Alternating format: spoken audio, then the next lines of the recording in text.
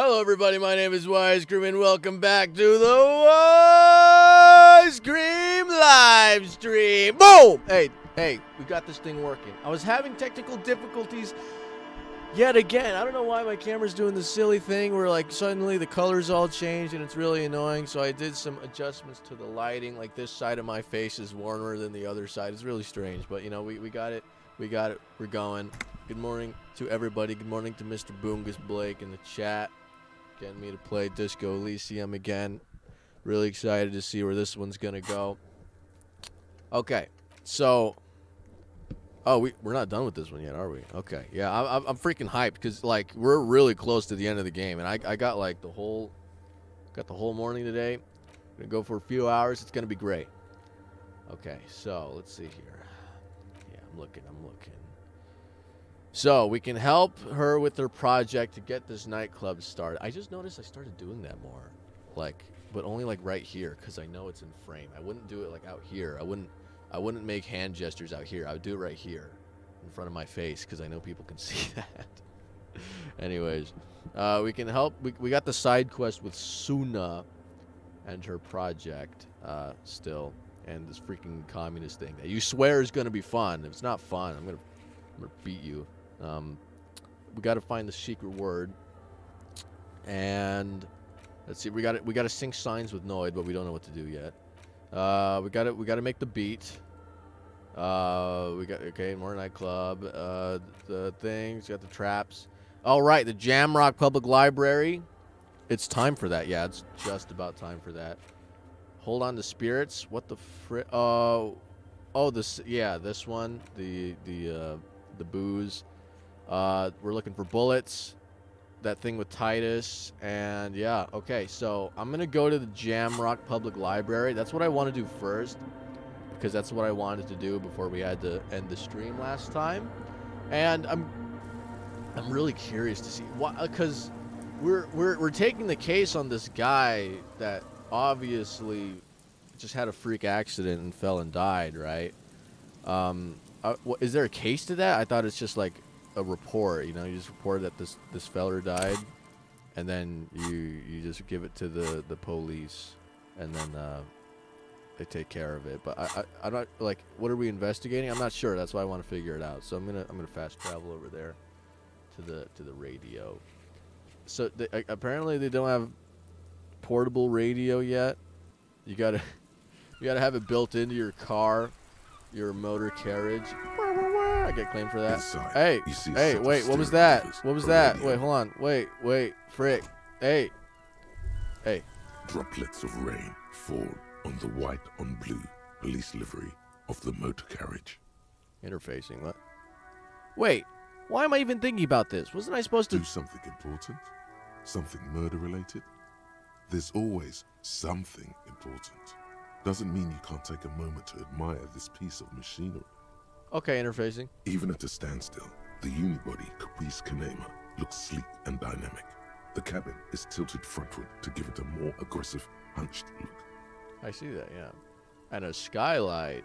Someone has waxed it recently. Whoa. That machine really puts the loco back in locomotion. Very cool. I don't like your machine, Lieutenant. Looks impractical.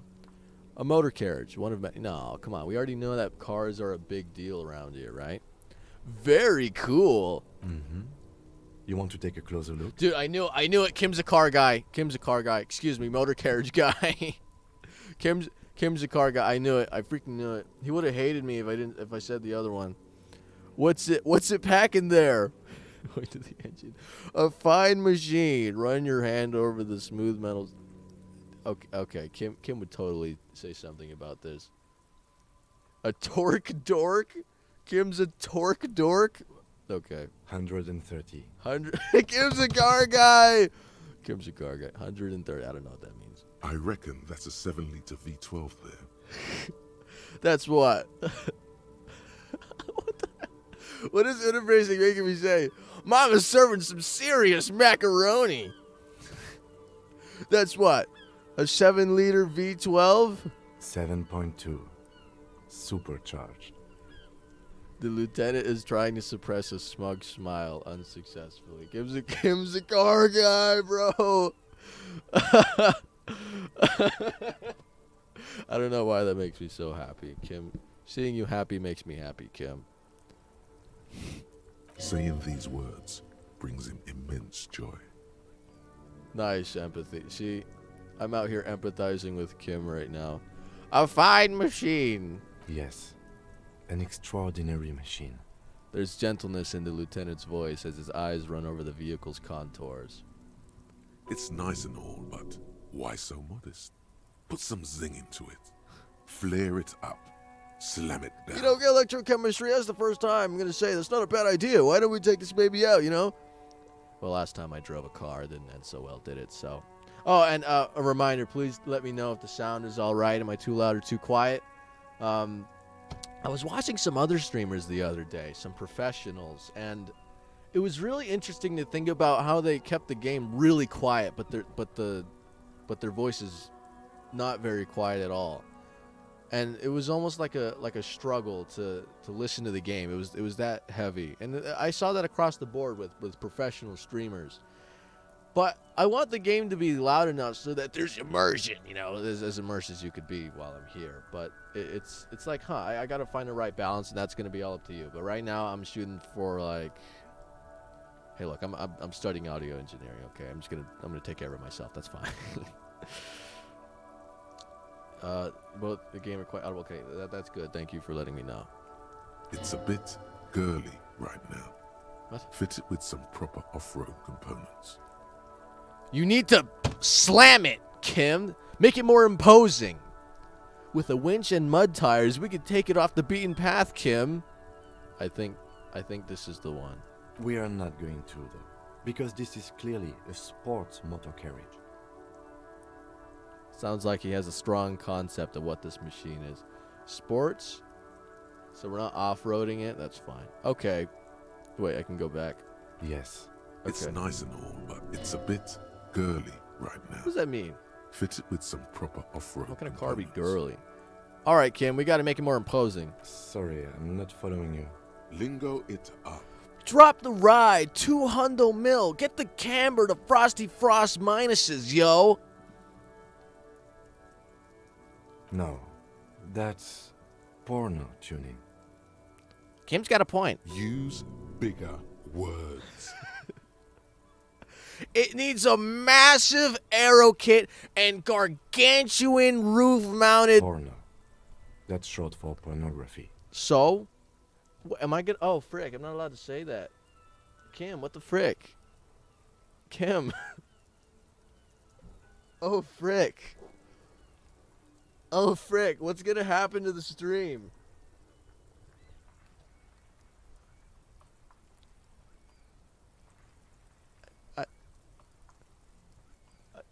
Frick. Wait. Oh, frick. Okay, I'll just continue as if nothing happened. I'm still on, right? I'm still live. Still live. Oh, frick. Okay. You know what? I'm gonna keep going. All right. Okay. So what's wrong with that? That is something completely different. Okay. I guess. Yeah. I want to say this one, but I want Kim's opinion on this. That's a negative on the porno.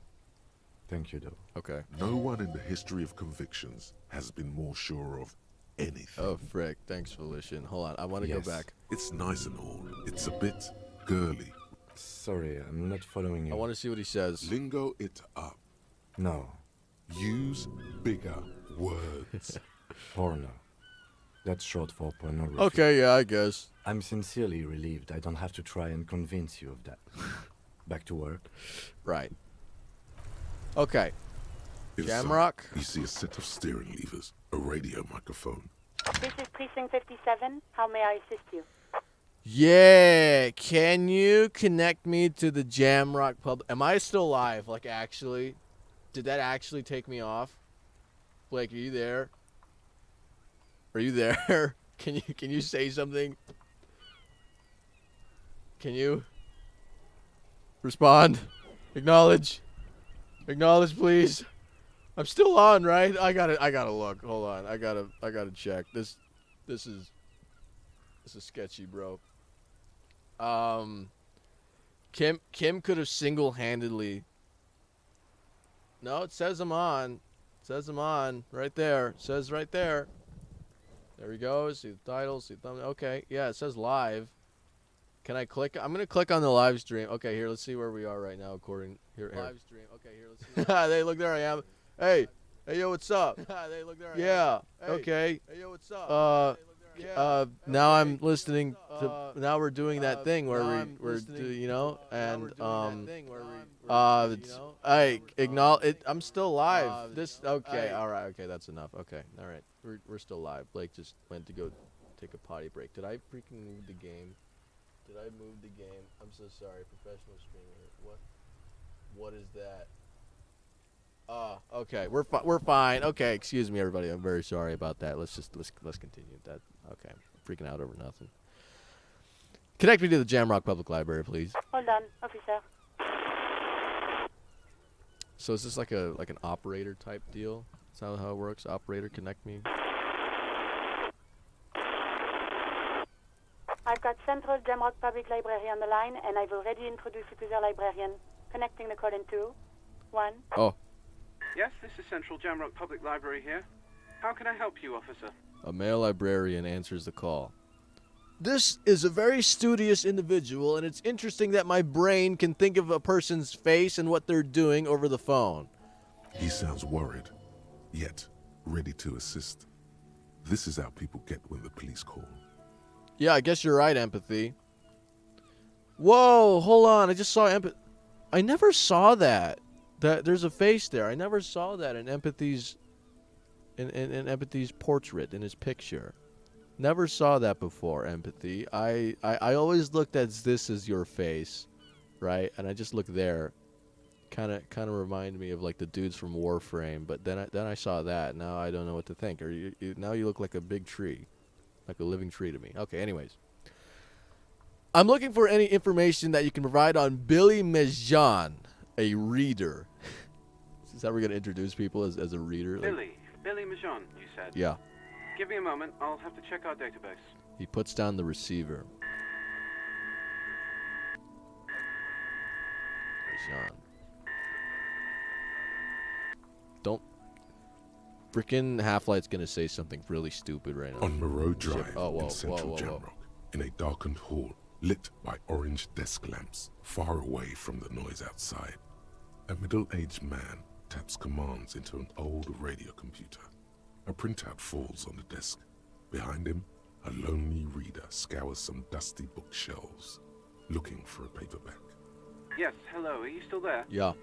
I found Billy Mejan's home address. Is that all right? No phone number, unfortunately. You have to give your home address to the public library? They're too poor to have a phone line. I'm not really that good at it. Yeah, that's good. Here we go, sir. Rue de Saint-Ghislain, 33B, apartment number 20. It's in Martinez, I believe. Cape Side Apartments, it says. That's all. Okay. That's where the smoker on the balcony lives, isn't it? Thanks, reaction speed. You have any other information? It says here that they returned their last book just a few days ago, but I wasn't at work that day. Do you know someone who was? Marie? Marie? Do you remember a reader named Billy Mejan? They returned a Tybalt book the other day. You hear someone answer from afar. Yes, it was my colleague Marie. She said that it was Billy's husband who returned the book. He also asked for this new sci-fi release, Lowe's Radio City 87, but we don't have it yet. Frick. Sorry. Something is bothering me. I might need to replace it. Billy's husband who returned the book. He also asked for this new sci-fi release, Lowe's Radio City 87. That sounds cool. Good. You have a name now. So Billy Mejan is a woman, not a man? How did your colleague know that it was her husband? Do you know the husband's name? Can Mary describe to me what the husband looked like? Do you know his name? Sorry, no. Marie only knows him by sight. Can you describe it to me? Marie? A moment passes. She said it was an older man, and that she's pretty sure he'd had a drink or two the last time she saw him. What was he wearing? 1 second. The librarian turns away from the phone again and relays the question. Sorry, Marie wasn't really paying any attention to that. Okay, let's just say this one. Marie knows Billy. She's been working here longer than me. Sometimes her husband returns some books for her. And then goes for a little drink later. On the lookout. Alright, that's it. Happy we could help. Goodbye, officer. The librarian hangs up and the call gets redirected back to the station with a soft click. Anything else you need from me? That's it. 57th, over and out. In the cabin, you see a set of steering levers. Okay, okay, this means that we need to go check out the apartment. Go to Billy Majan's apartment to deliver the bad news. Oh, that's our job? We're doing that? We gotta do that? Why do we gotta do that? What the hell? Kim, you do that. Kim, you freaking do that, man. I don't wanna do that.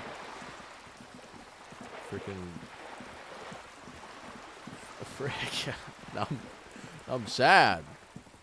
What the hell? Frick. What are we gonna say? What are we gonna tell them? They're gonna ask how it happened, and then we're gonna say he was freaking drunk. That sucks. Is this it? You hear someone walking around inside. No, that's not it. Number 10. Take the flashlight out of my hand. Yeah, I guess you're right. I'm about to interrogate some poor person. Oh my goodness. I'm keeping the Caval Sun though. The Caval Sun stays on, babe. Keep my Caval Sun. Why did Suna give it to me? Yeah, okay. Where do I go? Number 20. That's where the smoker lives, on the balcony. Okay, so we're going back here. Yeah, this is it. There's no numbers on the outside. We have to walk A up weathered brown Oh, door. here it is, number 20. The number reads 20. The lieutenant motions to you to go ahead and knock. Kim, you do it. What the frick? Kim. This is the door. You already know it's the right door. This is going to be so hard. Bro, now my gun is telling me. Oh, hell. Get yourself together. It's just police work. Okay, Volition. Don't knock. Just leave. You don't need this. You don't need to sad it up. Okay, horrific necktie. All right. Kim. Yes? Nothing. Okay. A weathered brown door. The lieutenant motions to you to go ahead and knock. This is the door. Get yourself together. Don't knock. Just leave. You don't need this. You don't need to sad it Hold up. on, Kim. We should discuss this before we move on. What should we expect? You're right. Let's talk this through. Kim just got super serious, man. I don't want Kim to be super serious. Okay. He looks at the apartment door and lowers his voice a bit. We have our first preliminary identification. In all likelihood, the deceased is the husband of Billy Méjean. We need to confirm this, as well as deliver the death notification to Billy herself. Now, delivering a death notification is never an easy task. There's a reason why it's often called the most stressful part of our job. This is why it's usually done in pairs. You got this. I'll be monitoring reactions, ready to act if necessary. Do you have any advice on how to tell her he's... Dead? Just don't say that you know how they feel. You don't. Good advice. Thanks, empathy. Hey, what if I don't want to do this? Yes, it's hard. But there is no easy way to handle this information. It just has to happen, as soon as possible. I don't want to do this. We can't. Someone has to deliver the news. Let's go. This only makes it harder. Here comes the pain. Thanks, pain threshold. Hello? Who is it? A voice calls from the other side of the door. Looking at Kim would be like the actual... He gives you a short, encouraging nod. Is this Billy Majan's home? This is the police. Please open the door. The police. A moment, please give us a moment. You hear shuffling inside. There's fear in her voice. Come in. The door is open. Oh, I gotta come. Frick. Kim, what the hell, man? Yes? Nothing. Bro, I don't want to do this.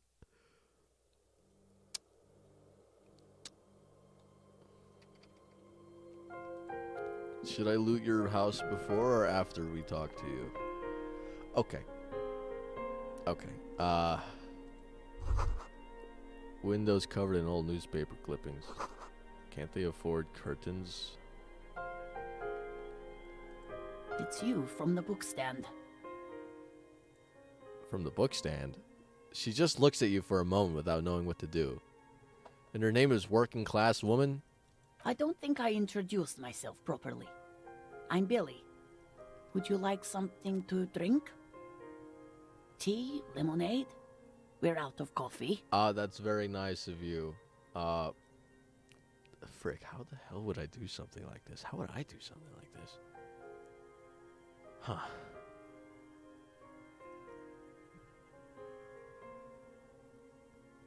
I was going to share a story, but I'm not going to. The lieutenant has taken off his foggy glasses and is busy cleaning them in his handkerchief for now. Kim, what the You're frick? on your own here. Kim was just leaving me, Kim. Frick. He must feel vulnerable without his glasses. Is this why he's letting you take the lead? I'm not here for tea. Is this about Victor, my husband? Is he in some kind of trouble again? I can come pick him up in the station if that's what. She stops, her eyes trying to read answers from your face. No, this is something much worse.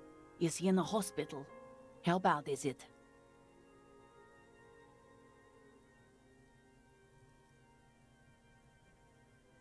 How about some small talk before you break the news?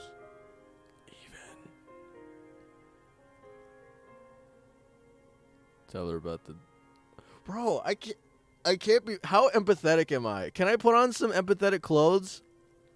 I can leave, right? Okay, I can put on some empathetic clothing on. That's not the right thing to say, right? I wouldn't... hold on, give me a sec. Hold on, time out. Time to get empathetic. You think I should level up my empathy? Do I have slots for empathy? Yeah, look at that. Understand others. Work your mirror neurons. I just noticed that face there. I always looked here. I need some empathetic clothing. Hold on. Drama, esprit de corps, interfacing, suggestion, rhetoric, chemistry, pain threshold, conceptualization, physical, calculus, conceptualization, empathy, pinball maker coat. All right, great. Right. All right, great. I got to get that empathy. Boom. Okay, and I got to get ooh, nice. Got some red brogues. For my kicks. I'm gonna have to take off my armor. That's fine for now. Oh, nice. It's actually drippy. All right. Where was I? Here. Esprit de corps, composure, logic, drama, encyclopedia, authority, esprit de corps, logic, savoir-faire, perception, drama, and half-life. Okay, that's all of it. That's it. That's as empathetic as I'm gonna get. And She looks up, too anxious to 72%. say anything. Should I upgrade empathy just because I gotta upgrade something, right? I'm about to level up. I have 2 skill points. Okay, might as well. I'm not gonna frick it up. All right, let's do it. I have a better understanding of others. Boom. Okay. All right. Now I'm not gonna frick it up. That's fine. Okay. Okay. All right. Okay. And I'm not gonna say this one. I'm gonna ask if you live here. That's what I'm gonna ask. It's me, Victor, and the kids here. We have 2 daughters, Jenny and Jolie. Jenny and Jolie. I know someone named Jolie. How old are they? Jolie is 16 and Jenny is turning 18 next month. This thing is freaking with me. I gotta tighten that. Oh, sorry. Okay. Where is everybody? I don't see anybody. The girls are staying at their friend's place tonight. And Victor is out. Out where? He has a problem with drinking. And so he disappears every now and then. He's probably in the parks drinking with his friends. I sent him to the library a few days ago, but I guess something came up. She smiles sourly. To your knowledge, did he make it to the library? No, I guess I'll find out when he decides to come back home. She looks at the front door. It shouldn't be long from now. He's never gone for more than a few days. What was the name of the library? Oh, it's in Jamrock. The one at Mayro Street. I don't know the official name. Central Jamrock Public Library?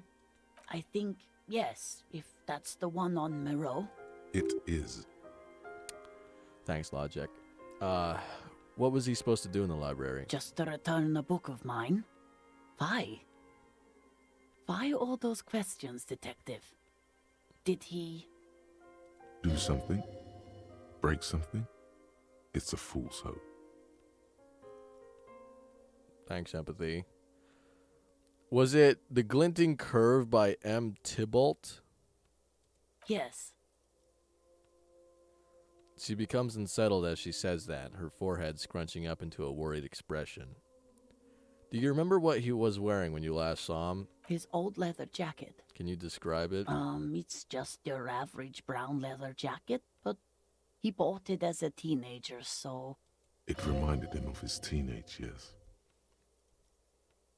That was a formidable empathy. Damn, dude, I'm empathizing so hard right now. What about the inner lining? Yes. The lining is hand-sewn. It's blue. I tried to make the thing more weatherproof since he's running around with it in the middle of winter. There's something else I have to tell She you. folds her hands across her chest. Here it comes. Okay. Kim's here. Thanks, Kim. Identify the leather jacket. Identify the library card. Okay. All right. I'm glad I won't frick this up. Okay. Should I? I'm not gonna do my thing that I do. Like, empathize.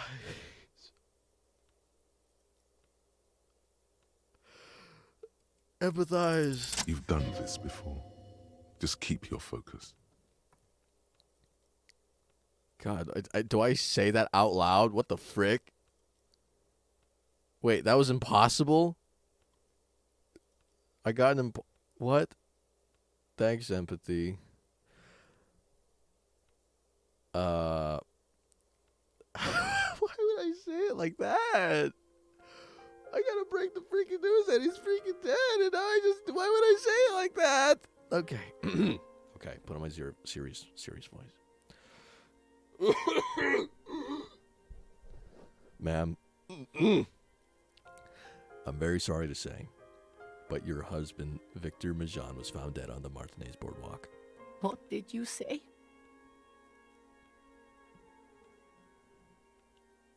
A great and terrible spike. The blood freezes in her veins. Your husband, Victor Majan, is dead. I'm very sorry for your loss, ma'am. Oh. She touches her neck, eyes pale like pearls in seawater. Oh. But he was just... She looks at the kitchen table where 2 cigarette butts are still in the tray. But he was just here. Alive. We understand this comes as a huge shock. I want you to know that me and my partner are here for you if you have any questions. Take your time, man. Okay, Kim's coming in now. Kim didn't just abandon me. Thanks, Kim. What happened to him?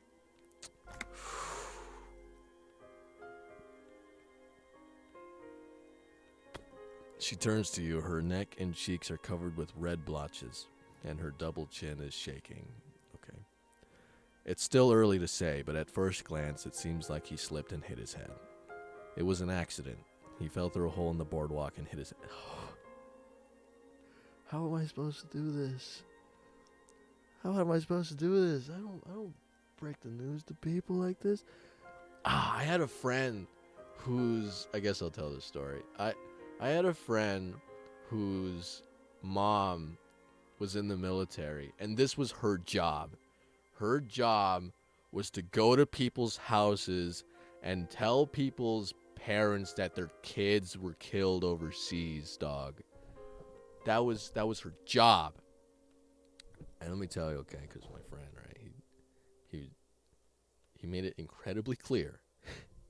He made it incredibly clear that there is still a huge amount of PTSD doing that job too.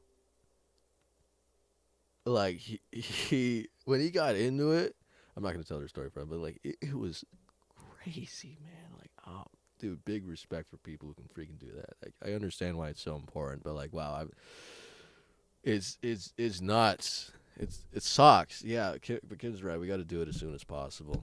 This is how it works.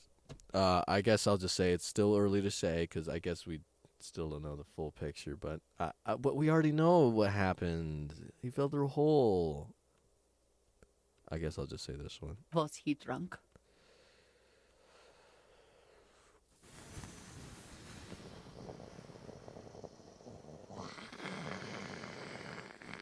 I guess we should be honest, right? But not just so up front. Yeah, okay, alcohol may have been a part, yeah. I see. And you just found him there, lying in the cold. How long had he been there? If you say 2 days maybe, it will be etched in her mind forever. Okay, empathy. It couldn't have been long. She blinks, eyes welling up with tears, as her hand starts searching for something from the pockets of her dress. Here. The lieutenant takes out his handkerchief and offers it to the woman, and she nods and slowly wipes away her tears. Is there anyone we could call for you? A friend, a family member, someone who could be here? No. I just need to tell my girls. The air gets sucked out of her lungs suddenly. It burns like acid. God, should I call them? Should I tell them to come home? No. A day. Thanks, empathy. No, take a day. You'll be better prepared when they come home tomorrow. Good. That's probably the right thing. Thank you. She nods, but with a wretched expression. Just tell me, what do I need to do next? Where is he? Can I see Did him? we bag him up? What did we do? We've taken him to the city morgue. Oh.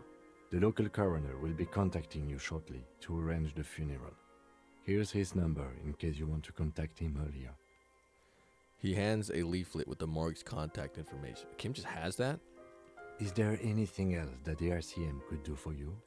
No, I'll call you if something comes up. I'm still... She rubs her face, runs her fingers over her cheeks that have become numb. Thank you. Thank you for telling me. I'll call if... She runs out of breath. These are her last reserves of strength. Her muscles will give in soon. Already, she starts to shake. We should step outside and talk.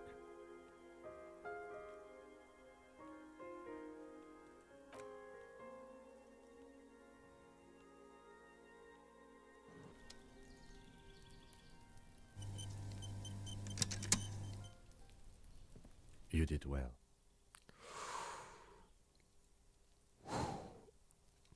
The lieutenant says as soon as you've left the apartment, the balcony feels cool and quiet with a stunning view over the district. Can you imagine if we failed that check? Could have done more, man. Actually, like what? You did enough. He pauses, rubbing his hands together to generate some heat. Can save the whole world, you know. What now? I'll call the station when we're finished with the day and let them know the name of the deceased. What about her? They'll manage. They have to. It's not your place to live their lives. So that's it? That's it. We should get back to our case now that our duty here is done. Right. This is closed. Let's go. Level up. Okay. Damn. Okay. We did it. That's yeah. Same. Okay. That was okay. Right. Right. Okay. Okay. So that's done. We're done. Okay. We're done. Okay. I wanted to continue back down the main story, and we need to do this thing with Titus and Ruby here, but I don't know where to go. If I analyze the site of the murder, truly and thoroughly interrogated Klaji. All this might make convincing them earlier. I want to do this because the sick beats are cool and all, but like I want to see where the main story is heading. You know. That was crazy, man. Big respect to people who do that, man. It's God. Man. Gotta be main story. Try Everard and look at the potential locations. Shotgun. Okay, yeah, that's a good idea. Wait, so with Everard, we have to. Do we have to sign the thing? That has nothing to do with the main story, though, right? Can I teleport from here? Can I teleport? No. Okay. Okay, I'm just gonna go over there and talk to him. Are they still on strike? They're still on strike. Oh, hey, what's up? I'll talk to you. Let's see what happens. You're back. Good. What can I help you with? Nothing. Alright.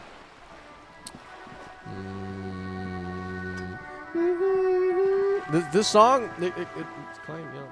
Ask the drunks to sign the envelope and the signatures won't be valid. Yeah, but I don't know if I want to let him build the thing or not. Like I know you're probably telling me that because you don't want me to let him build the thing, but like I don't know if I want to let him do it or not, you know. Just an ordinary wall. Nothing to see here. Man, I remember playing this game for the first time, looking at that freaking wall and being like, what's going on with that freaking wall?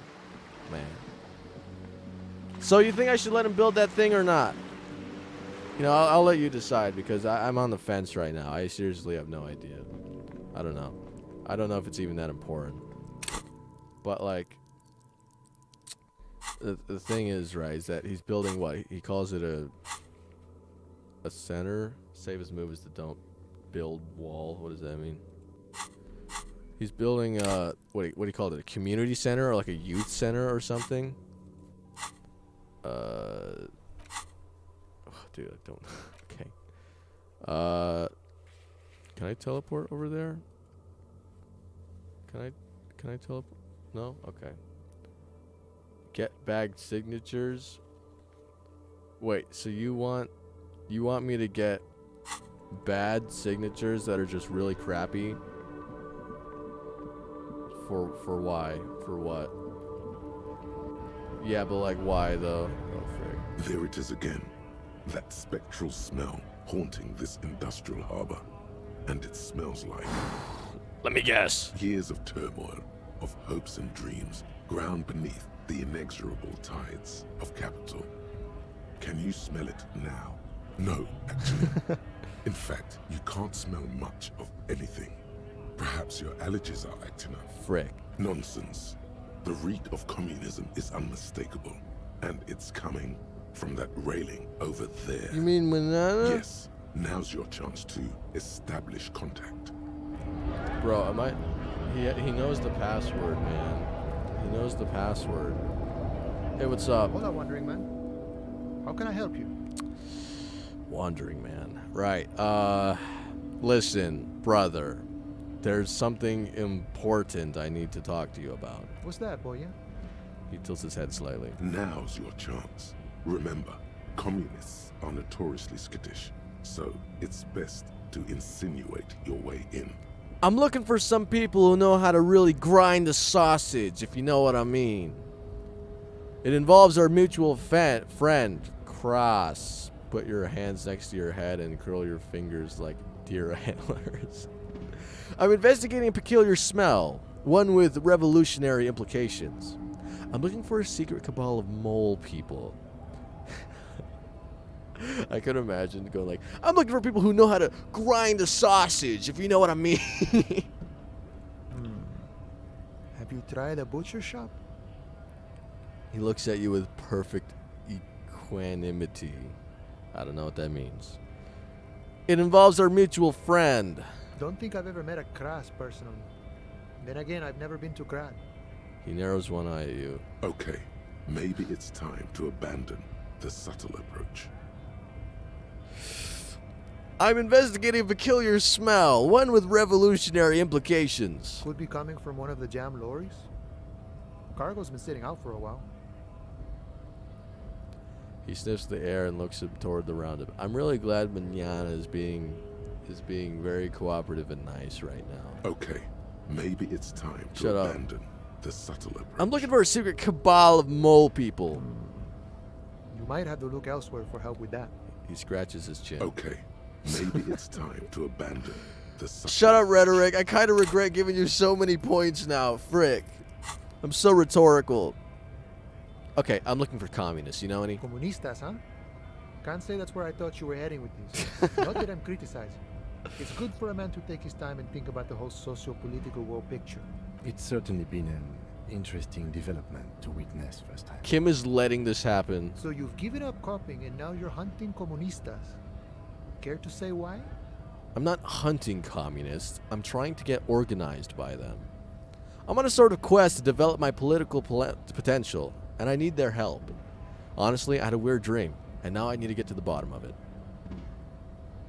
Chasing a dream, huh? I have to respect that, boy.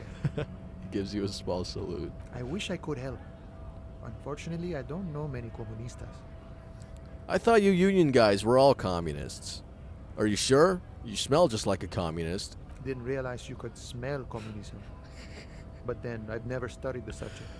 I never thought you could smell it either, but here we go. I'm being super rhetorical right now. Yeah, the art of persuasion. Wow, okay. You can smell all sorts of things. Fear, disgust, desire. Not communism, though. Everyone is ganging up on Rhetoric, being like, shut the frick up, you can't smell it. And then Rhetoric's being like, you can smell it. Maybe it's not taught in any of your so-called universities, but there's definitely something going on here. Ah, but you know, I did meet a genuine ideologo a few months ago. Perhaps he's your guy. Ideal, huh? You know, a guy with a theory. Someone who likes to pit his theory against other theories in deadly theory combat. Was his name Staban by chance? Didn't say anything about his name. Wasn't this sort of encounter where names matter? How'd you meet him? It was late one night as I was leaving the arbor. He was waiting on the corner in a bright white jacket. Classic Sarameritian style. He asked me for a light. We shared cigarettes. Then he asked me if I ever thought about getting into some of the extra physical branches of communism. Bro, this is gonna get so... Do I have to do this route? Do you actually want... Is it fun? Is it interesting? What does that mean? Extra physical branches of communism? No idea. Okay. I took it to mean he was asking me to join some sort of underground cell. Dude, that's it. That's our guy. A very old school organizing technique. The sort of thing comunistas used to do before the revolution. What'd you tell him? The same thing I always tell people who try to press some claim on me. I said, every boyadero rides alone. How do I find this guy? I couldn't tell you. Once I declined his offer, we finished our cigarettes and he disappeared back into the night. Just before he melted into the shadows, he turned to me and said, remember Dobrava and Abadanais. Dobrava and Abada. That might be the password. And then he was gone. Who are they? I don't know. Guess not everyone remembers. A tight half smile crosses his face. What do you think it means? Been wondering about that myself. Some comunista inside talk could be. Not meant for the wider public. They love that kind of thing. You'd have to ask someone who knows the ideologo personally. The lieutenant clears his throat. Not to interfere in your personal errand, but it might have something to do with that passphrase Cindy mentioned earlier. Oh, right. Good thinking. I was totally about to say that. That's really dumb. You should feel embarrassed for even suggesting that. Yeah, Kim. Good job. The lieutenant nods. Yay. We got a nod from Kim. Just in time. The faithful partner arrives with the key that turns the lock. You two make a good pair. I salute you, boyas, and wish you good fortune on this grand ideological quest. He tips his hat ever so slightly. The man whispers a jaunty tune. A coastal breeze ruffles his hair. What are we doing? We're trying to find the secret password to get into a secret communist organization. Get the frick out of my way, you! I hate that guy so much. I'm not gonna. Is he actually blocking the? Can I walk around? Frick this guy! Frick it! Frickin'. Maybe he's the communist. Maybe that's the communist smell I'm getting. Hold on, let me talk to him. Oh. The unpromising race pupil returns. The race pupil. Hey, why are you not with the Hardy Boys? I am not the first line of defense. I am the last. In addition, these so-called Hardy Boys are an effeminate clique of bodybuilders. Their company is spiritually degrading. But you're all part of the union. The Hardy manlets are on the pay of the company. I answer to the union alone. And I do this out of race heroism. Bro. Finance is an alien concept to the Simonies. Now leave me be. I must luxuriate in the company of my woman. I still have advanced race theory. What is the difference between critical race theory? I heard that word before. There's advanced, I don't know what that means. Wow. Oh, this is the door to get to the other side, right? And then we can talk. Okay. Then we're gonna talk to Miss. No, this is not it. It's not it. It's just a thing. So, you think Kuno? You think Kuno has the secret password to join the communist organization? Well, it's not really joining, right? It's like a meeting. It's like a where the communistas are. We must. You got to do the envelope before talking to Big Man. You really want me to get those drunks to sign it? You really want me to do it? Okay, I'll do it if you want me to. Really want me to? Really want me to? Fuck does Kuno care? But we can empathize. Look at this guy. Look at this motherfucker, bro. Okay, we're gonna figure out what's going on with this. We're gonna try and empathize with him, and it's even. So it's gonna be sketchy. You ready? All right, here we go. Wait, what is this? You found Kuno's secret door to Kuno's secret shack. It was closed for 5,000 years. How the fuck did you get in? I phase shifted through the roofing material. Before we go on, let's talk about how you said it was just some roofing material, some gimps left behind. That was a lie. What is a gimp? Oh, frick. Did I say a bad word? Uh-oh. Okay. I phase shifted through the roofing material. Shit. Get the fuck out of here. You can't do that. I'm going to convince him I can do that. Can't do that, Kuno. He's trying to fuck at you again. Pigs can't displace. Can't do that teleport shit. He says to himself, then turns to you. How did you like it in there, pig old boy? Kuno's got a lot of cool shit there, right? You got a pair of gloves, and they were both left-handed. On the one, shut the frick up. You come in here saying that? What is with the pig head? Oh, I'm trying to remember all those times ago. Oh, that? Kuno decapitates pigs. That's just a Kuno demo tape. Huh. Were you trying to send me a message? Wait, demo tape? Demo tape? Like some kind of musician? Yeah. Kuno plays on snuff radio, fucks pigs, live, fucks their heads off. Kuno's a cop killer. Wait, what about the tape? Wait, I found a plate card. Wait, what? That's where Kuno gets his daily hit of electric. Kuno Shazam. Kuno rides the fucking lightning in there, pig. Bet you'd like to ride the lightning too, wouldn't you? You feel tired and old, but you could have that sparkle in your eyes. What is with that tube of magnesium? It's a vitamin, pig. Don't you know anything? He looks at you like you just pointed at the sun and asked what it was. You could use some. It's magnesium, right? Yeah, it's the mag. You fucking need that shit to stay on top of your game. Kuno goes through like a tube a day, rips mag like a motherfucker, and you could use a bottle. Oh, don't teach him, Kuno. He's gonna use it against you, Kuno. I know all about magnesium. I rock it all the... Isn't this... Oh, wait. You're not getting this, pig. It completely takes away the hangover. It's like you didn't do anything. Like you stayed home playing with your choo-choo.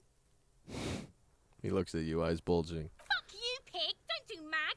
You're gonna OD and you're gonna fucking die. Oh, thank you for being concerned about me dying. Good call, Pigmeister. Don't come and talk to Kuno about his kingdom. You drank an invisibility potion earlier, and now I'm at the hospital waiting for the doctor.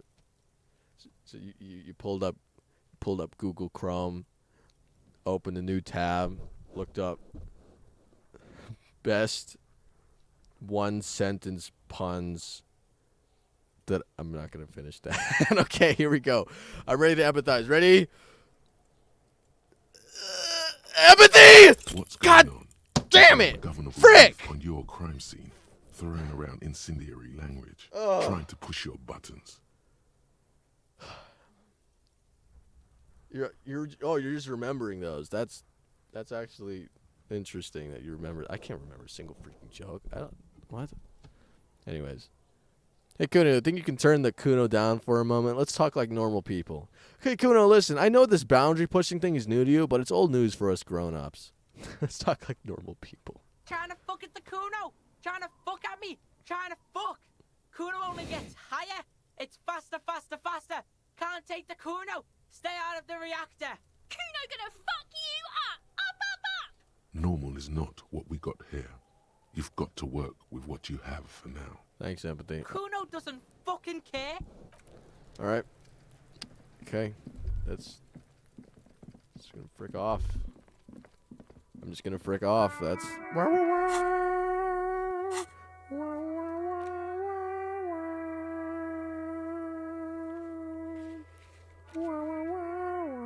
Hey, okay, so you want me to get the drunks to sign the paper to give it to Everard to frick over his plans to build the thing?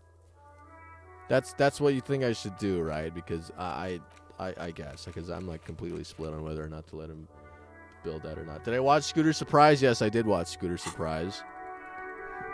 I give it an A+, S+, 100%. You're in. Okay, I'm gonna get those drunks. I'm gonna fast travel, and I'm gonna get those motherfrickers. Go into the whirling. What do I gotta tell them? Oh, the crypt. What is with this cryptid crap? You really like this stuff, man. Okay, all right. Hey, what's up? It's great to see you again, officer. My wife can't wait to thank you. Go on, talk to her. Oh, sweetie, I don't even know how to thank you for finding my husband and helping him out. I hope we haven't been too much trouble for you. It was truly epic. It was a truly epic long-distance trek. It was just on my way while I was working the case. I'm basically also a cryptozoologist now. It was truly epic. Truly a lot of legwork. My partner adores these kinds of things. The lieutenant is still catching his breath. Kim just remembered the thought of having to go get those traps, and then he's out of breath. Here, I want to give you a small token of my gratitude. It's a tie, Mexican origin. The pin is an antique, quite special. She hands you a thin ribbon held together by a silver bird skull. The little silvery knob holding the tie together feels warm in your hand. It's in the shape of an avian skull with 8 eyes. Whoa. Thanks, interfacing. You don't notice this about me, but actually, I have lost all memory of the world and myself, and I have no idea what I'm doing.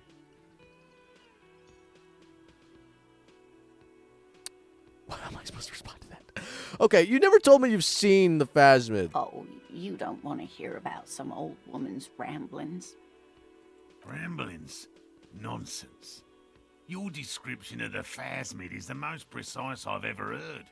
But, darling, I didn't even get the size of it right. You were a child, my dear. Really. It's extraordinary what you were able to describe. Now go on.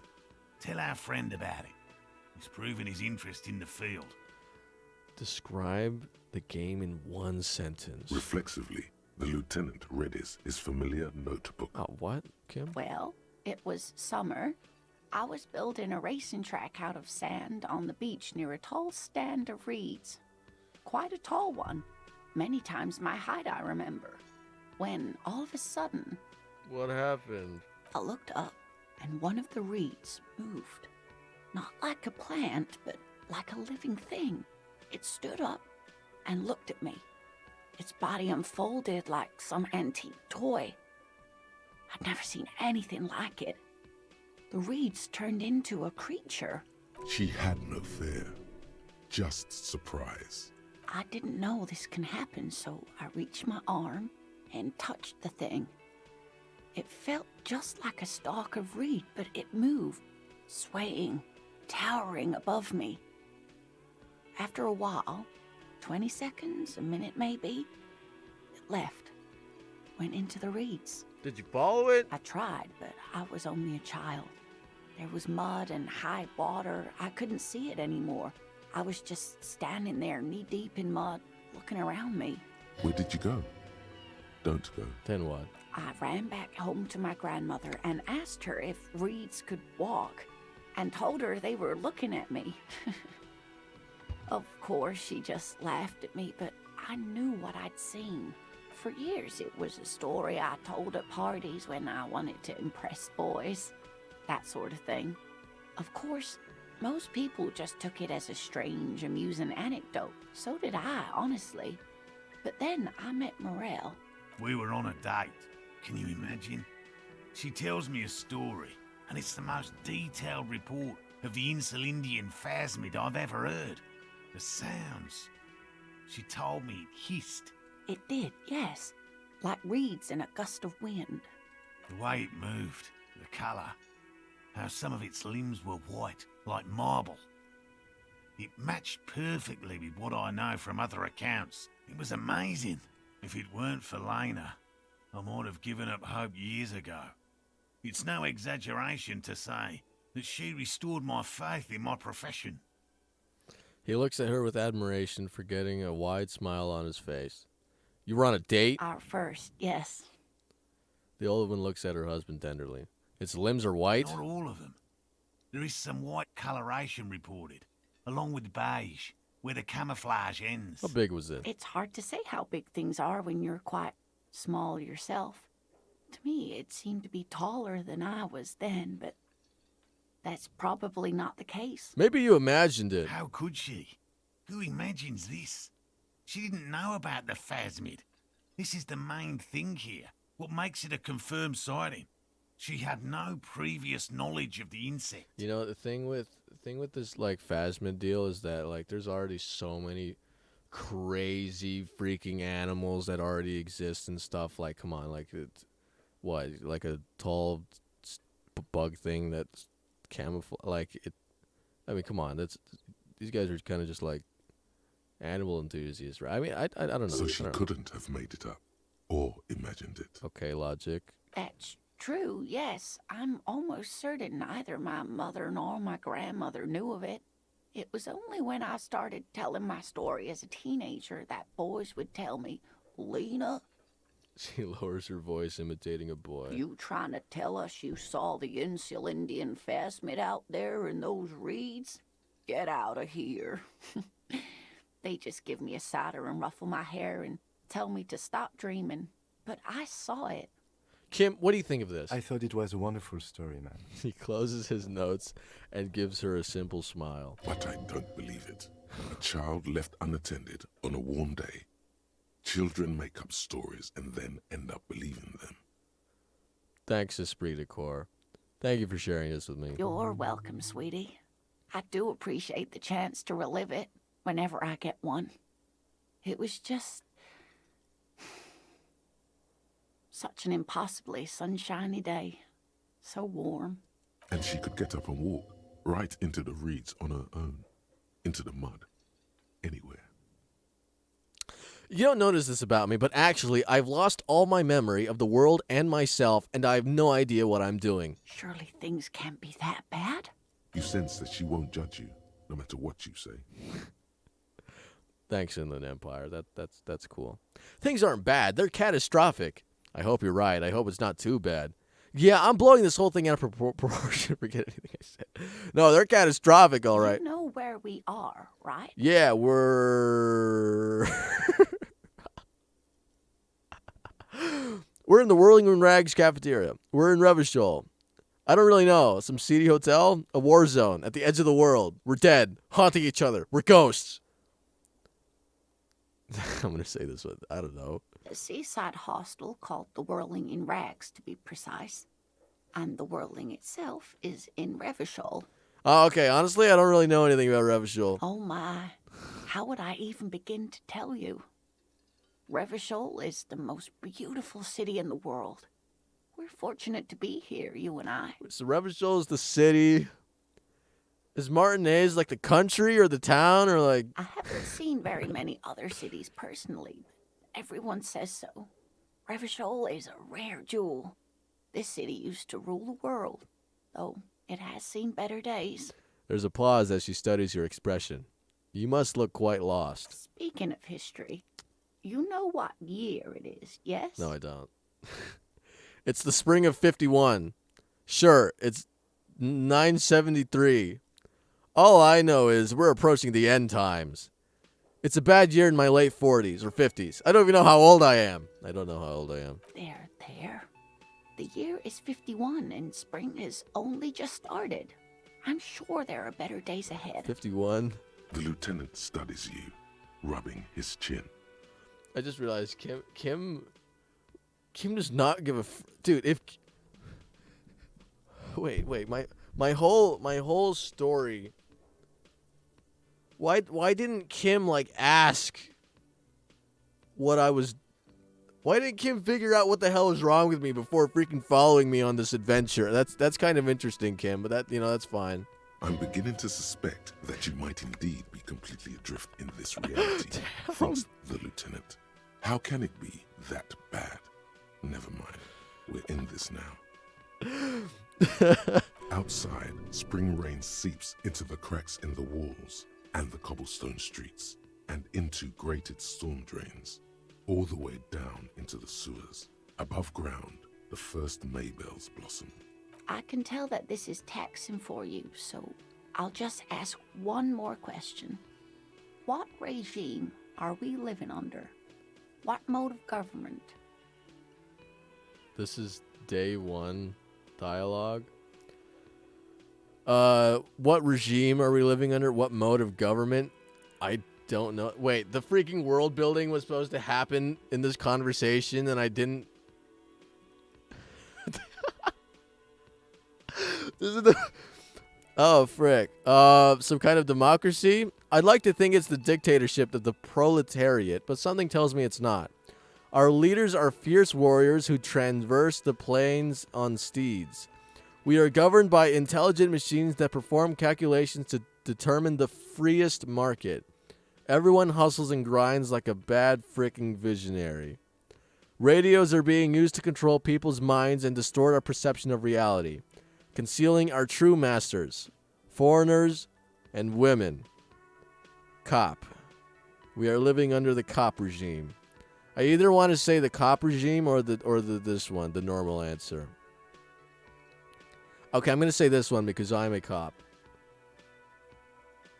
Okay, hold on. So this is your take on the one-sentence description. Mercenary killed in liberal city-state, which was communist, and before the... That's not how you describe this game. I would describe this game as... In one sentence, describe the entire game. Funkalicious! Actually, we are not. Damn. You could say that about almost any other nation, but not Revachol. Try one more time, officer. What mode of government? Damn it. I was really hoping it would be a cop world. Okay, well, let's see. Some kind of democracy. No, sadly not. Revachol is what's called a zone of control under an alliance of foreign powers called the Coalition. We have no government of our own, and what democracy we have is market-driven. This is actually day one world building that I did not go through. That's really interesting. A zone of control. Meaning, buying is voting. Thanks, Rhetoric. If there's no government, how are there cops? I don't even know what to say. I'm so disappointed. Oh dear, this is troubling. You really ought to know that, being one yourself. Frick. There aren't really any cops in Revachol, not in the traditional sense. The status of law enforcement has been a complicated matter since the revolution. But we should stop for today, sweetie. You look like you need a break. Besides, I'm not the best person to explain the big things to anyone. She's scared now. She's realized you really are brain damaged. So how'd I do? What is the revolution you mentioned? Dude, I've been going through this whole game assuming that, like, whenever they brought up the revolution and stuff, it was just like things that you were already like expected to know. Not like expected to know, but like things that were just brought up because everyone knows that it happened, but you're kind of just there understanding. Like am I actually Harry or dubious? Am I actually Harry Dubois? Because I had no idea what's going on. I just walked around the whole freaking world not understand. Okay, what is the revolution again? A defeat, I'm afraid. The people of this archipelago tried to build something new. Something different. Was it the communism from earlier? The rest of the world didn't like it, so they came and ended it. This was 42 years ago. That was a while ago. What does that have to do with there not being any cops? It has something to do with everything. I really don't know how to explain it better. I'm just a poor woman, she thinks. What do I know of these things? And how can I help you? Thanks, empathy. So, how'd I do? You didn't do very well, dear. Frick! It does look like you're having trouble remembering things. History and places. Remembering reality in a word. It's very odd. A sigh. The lieutenant buries his nose in his notebook. But maybe a fresh set of eyes is what the world needs. And while I'm no doctor, such bouts of amnesia are often temporary, so I wouldn't worry too much. She means this sincerely. Worrying won't do you any good. Thanks for listening. All right. Someone more educated in sweeping matters. Maybe you should ask. She turns to the lieutenant. No, I'm not an encyclopedia. I won't be a guide either. I'm a police officer. Of course. Then, I don't know, someone rich maybe. Wealthy people are educated, though I don't know where you would find a wealthy person in Martinez. But thank you, sweetie. You did make me forget about my worries for a while. She smiles up at you, but concern is creeping back into her expression. Okay, all right. That is interesting. Oh, I gotta put on my armor again. Frick that. Frick. Get my drip. All right. And I want my commander's jacket. Let's go. Boom. Tie you guys pretty tight, huh? Too bad you can't put it on. Let's not follow the horrific. Yeah, of course I'm gonna leave the freaking horrific necktie on. Of course I'm gonna leave him on. Look at this. What the hell? Inland Empire and Volition. Okay. A slender bolo tied held together by an antique clasp in the shape of a bird skull, and the skull features 8 cavities for eyes. It's disturbing, but you can't look away. Wow, that's creepy. Okay. That is really interesting. Get a reality lowdown. Rich people are educated. Is this talking about Boat Lady? I don't really care about this. Okay, I guess we gotta go get those drunks to sign the thing. Okay, so I just want to clarify. You want me to get the drunks to sign the thing and then give it to Mr. Claire. That's the plan. That's what you want me to do, right? That's the way to go. That's the game plan. That's the plan of action.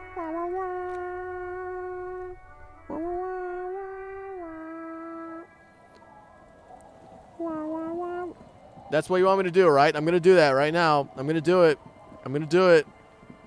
Because I don't freaking know what's going on. Because I don't know what's going on. I'm lost in the world. I got amnesia. Okay, got it. Go over there. Go. That's what you want me to do, right? That's what you want me to do. I'm gonna do it. I'm about to do it. I'm gonna do it. I'm gonna do it. I'm gonna get him. I'm gonna get these drunk motherfuckers. Don't call Abigail. Don't call it. Don't call.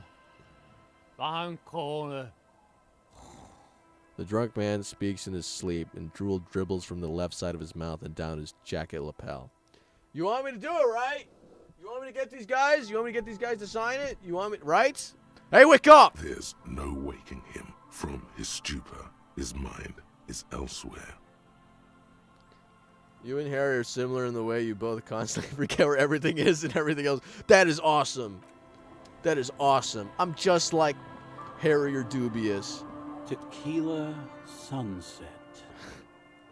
I love Idiot Doom Spiral. Could you and your pal sign this document? I'm gonna get him to do it. I'm gonna get him to do it. You want me to do it? I'm gonna get him to do it.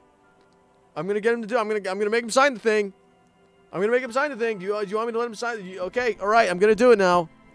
I'm gonna do it now. I, Tequila Sunset, will get these drunk mother frickers to sign this thing. Can you acknowledge, please? Can you acknowledge? Can I get a confirmation, please?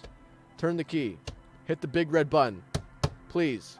Please. Can you that's what I should do, right? Because I'm really relying on your backseating here. I'm really acknowledge, mother fricker! Do it! Do it! Okay. All right, I'm gonna do it. Hey, could you and your pal sign this document? What's it about? I'll let my hand address the situation. Maybe you've heard. I used to be a very successful businessman. I've signed more than a few lease forms or whatever the fuck they were. Anyone's got a pen? The pro's gonna do it. No. I got a freebie when I purchased a whole carton of cigarettes. Smoke cigarettes, get a free pen. Deals don't come any sweeter. Thanks, Rosie. He grabs the pen and paper from your hands and very carefully scribbles on the dotted line, Idiot Doom Spiral. I need at least 2 signatures. Hey, Abs. He shouts to the non-responsive drunk, still dribbling drool from the side of his mouth. Hey, Abs. Abs. He grabs his passed-out friend by the shoulder and shakes him a bit. The man mumbles incoherently. Hey. Goddamn Abigail is here. Wake up. Wake up. His efforts get no response. I don't think he can help it. Maybe he's completely out of it. I'll be damned. That's what we have Rosemary for. You can help, right? Sure, I can fucking help. You need a signature. I got you a signature. Before you can reply, he's already furiously scribbling something on the paper. When he hands the document back to you, the signature in uppercase letters reads, "Don't call Abigail." Not exactly an expert forgery.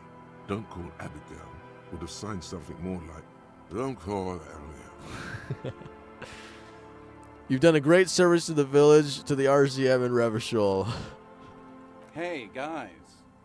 We're heroes. He waves his hand erratically to the other guys. About fucking time, man. I've done my duty. He brings his hand up to his head for a salute. The incapacitated drunk lay there snoring like an ancient rusting tractor. Thank you for your services, gentlemen. Should we go and mail these? I think I saw a mailbox on the plaza. Mail blocks? Blocks. Okay, alright. Okay! Blake, are you there? Say something! Okay, alright, let's, we gotta mail it? We gotta mail it. Duck with a gun! Welcome, Duck with a gun. I'm putting my hands up for you, Duck with a gun. Okay, here we go. Oh, Duck with a gun. I don't know if you've been here for Disco Elysium. I'm not sure if you know what it is, but it's gonna get crazy, man. It's gonna get absolutely wild in a second. So we gotta teleport now. Hold on. Okay, so we have to mail it in. We can't just bring it up to the desk himself. Like, we gotta mail that crap in. We gotta just frick. Okay. There we go. We have to mail it in. Wait, do we have to mail it in, or can we just get 2 signatures? Put the envelope in the mailbox. Oh, I have to wait a whole day. Dude, is this the mailbox? The dented yellow mailbox greets you with its graffito and bullet holes in the front. It's bullet holes? Okay. I knew we'd get to use this mailbox for something. Yes, for sending mail. Frick you, mail! No, I'm not going to do that. Last time I did something like that, I died. All right, here we go. You drop the white envelope in the darkness. It lands with a soft thud on what sounds like a couple of letters. Probably did the right thing. You can't trust that slug, Everard. You know he's going to play you somehow. Logic. I was saying that. All right, let's go back to Everard. If we don't mention anything to him, he won't know before it's too late. Okay. Wait, what does that mean? Before it's too late? Wait, are we screwing him? Wait, what? Kim? What the hell? Kim? Okay, well now we got it. We sent the guy a letter. Then we're gonna go to the guy and tell them that we sent the letter. What the frick was that shadow demon? What the hell? Where is that shadow coming from? What the frick? That was creepy, man. That was all right. Okay, how do we get over the wall again? How do we get over? Hey, mañana. Tell him, why are you having so much trouble wrapping your head around this? Because it's a big deal. This is big. This is the main story, man. This is the main story. Through the door. Okay. This is the main story, dude. It's scary. It's like this whole thing started with a freaking murder case, okay? Now it's going to talking to the freaking union boss. My internet is buffering. Oh, frick, is the stream lagging? Duck with a gun. And could you guys let me know if it's streaming in 1080 this time? I'm not sure. I can't really go check. I fricked around with the settings a little bit of Snow frick. is quietly covering the numerous wine bottles and cigarette butts on the ground. Someone partied really, really hard here. How hard? Well, they went through 6 bottles of potent Pilsner, 3 bottles of Commodore Red, and almost 4 packs of cigarettes. It must have been pretty hard. Did I do this? Well, yes, I think we can say with relative confidence that it was you. Kim, this is really sad. I must have been miserable. Looks like I had a lot of fun. I'm still not completely convinced it was me. I must have been on an advanced scouting mission in the harbor. Looks like I had a lot of fun. It really, really doesn't. Let's turn our attention elsewhere. Damn, wrong answer. That's fine. That's where I found the commander's jacket, right? Or something like this. All right, so I haven't talked to Everard in so long. Everard Clare, Harry, you're gonna use your mind. Back before the cargo container. Its Whoa. draw has not lessened since you were last here. If anything, it seems to have grown slightly. Dude, we could the shipping we could mind project to open the freaking shipping container. Dude, wait, can I put on some rhetorical? Yeah, we gotta get rhetorical. Hold up. I need my rhetorical clothing. Hold up. Drama, Speedy Corp, interfacing, suggestion. No, that's minus rhetoric. Rhetorical clothing, conceptualization, physical instrument, physical calculus, conceptualization, electrochemistry, drama. I don't think I have anything rhetorical. Logic, drama, encyclopedia, empathy, Speedy Core, logic. There's nothing rhetorical. I have no rhetoricalness. I have no rhetorical clothing. Save. You want me to save scum this? Is that how badly you want me to do this? I'm wearing nothing rhetorical. Despite all of my points being in freaking rhetoric, I'm so not rhetorical. I'm not wearing anything rhetorical. Dude, I'm not gonna do this right now. I'm not gonna try it. I'm gonna come back to it. Frick that. Okay. because I haven't saved it forever. No, okay, dude, I saved.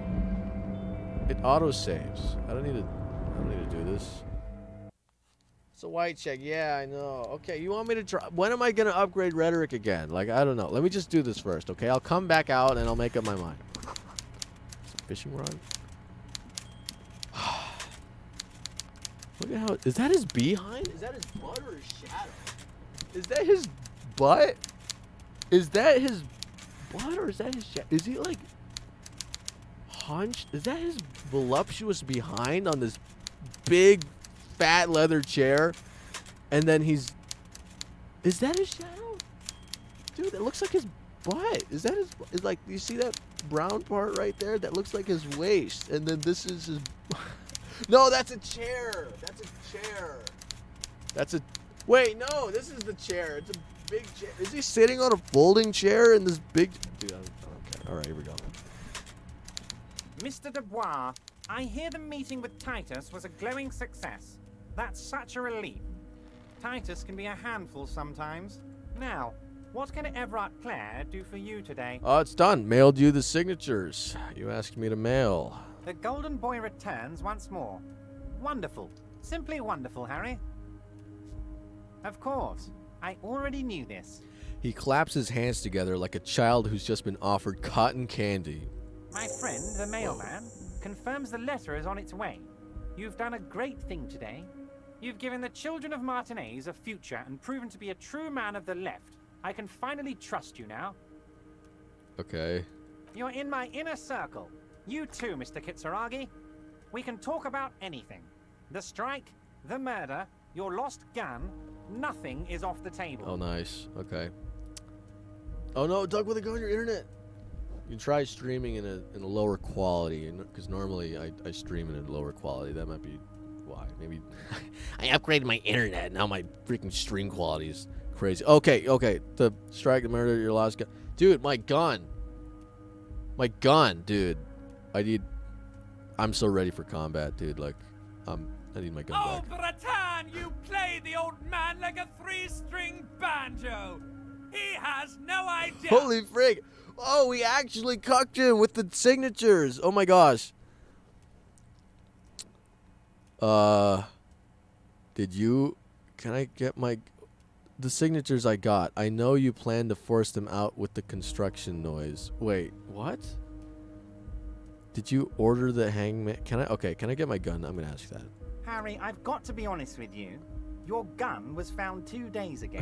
Withholding this information weighed heavily on me, but it had to be done. Okay, where is it? An old woman has it, and let me tell you, Harry, word on the street is she's a character, so watch out. I need my gun. This must be the woman who bought the gun from Roy, the one he described as terrifying.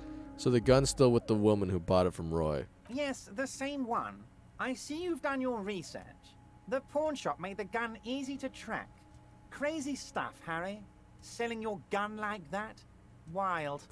Anyway. Wild. The neighbors of this old woman contacted my men because they trust me and the Debarders Union. Apparently, she was waving it around at the entrance to her building. Waving the gun around doesn't sound good. None of this does. Half-Light actually said that's a bad idea. She was waving it around? As I said, she's a character. I didn't have time for details. It sounds like she's unstable, but don't worry. No one got hurt. Kim, you have your gun, right? Who is this person? Unfortunately, I don't know anymore. You're gonna have to go in blind, Harry. But she's an old lady. How dangerous can she possibly be?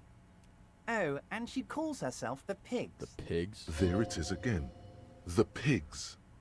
Like Roy said, not good at all. I, for one, find it refreshing. Finally, someone calls themselves a pig. A smile flickers in the corner of his mouth. It actually sounds extremely bad, but let's not give him the satisfaction. Okay, Esprit de Corps. Can you set up a meeting? I already have. What? Tonight, starting 10 o'clock, near the old fish market on the coast. The one on the boardwalk, a little past the fishing village. Be careful, Harry. I would never set you up for anything dangerous, but you did ask for this. Now, back to the fun stuff. What the frick? Wait, aren't I having a meeting tonight? At the same time? Wait. There's a meeting at the same time. Yeah, I'm getting my gun back. I'm not going to that meeting. She will be there from 2200 hours till 0200 hours. Okay, thanks, Gut. More fun stuff. Seems like we already have fun stuff to do. Right. Did you order the hangman to be killed? Order it? You know my men didn't kill him. They told you. It was a happy accident. You know how it is. No one takes the initiative. If I wanted him dead, I would have had to do it myself. And I'm too fat for that. Why are you so fat? You want me to do the meeting? Fuck. God. What? Do I do the gun? I get the gun run? Do I get the gun run first? I'll do the gun run and then go to the meeting then. Why are you so fat? Glad you asked. I've got type 2 diabetes because sugar and fat was all my mother had to give me and my brother Edgar when we were kids. Lucky. Good job too, as it made me ugly. And ugly people, Harry, are much better at politics.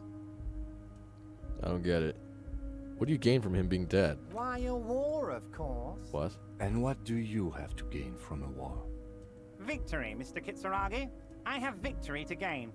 We are going to start a war with the Wild Pines group and win before they even realize there is a war. A war? Wait, you actually... Why are you telling us this? Bro, I'm scared, because, like, then they're going to kill us. They're trained military people. Aren't you afraid of them? Harry, we outnumber them 1,500 to 1. What? And that's just Martinez. With all the unions in Revachol, and with public opinion on our side, we can hold off 2 men. Or 15 men, or even 50 men. The more they send, the worse it's going to look for them. They made a huge mistake hiring those guys. No one likes foreign mercenaries. The leftists hate them, the fascists hate them, even the moralists think they're in bad taste. To hire mercenaries to kill people? How is this connected to the strike? Harry, there is no strike, only war. Class war. Or, in business terms, a dawn raid. Or wait. Is that when you still pay them something? Because we won't do that. We're not going to give nothing. We're going to take Terminal B away from them. The roads, the gates, the containers, that big crane, even the damn coffee maker. We're going to take all of it for the people, and fuck Wild Pines. Holy frig. So that's why you haven't let Joyce in? Yes. It's also why I let that midget Gaumont go. He's too nice. I can't put him through this. Plus, he knows how to get in here. That woman can't tell her tits from her asshole. She has no chance. Why are you telling me your plans? Because we're friends, Harry. Besides, it doesn't matter now. You can go tell her if you want. It won't change the course of events. We have a significant head start. It's already happening. Holy frick. Who killed the hangman? No idea. Could have been his own mother for all I know. If you ever find the guy, give him a big fat kiss from Everard Clare. Couldn't have done it without him.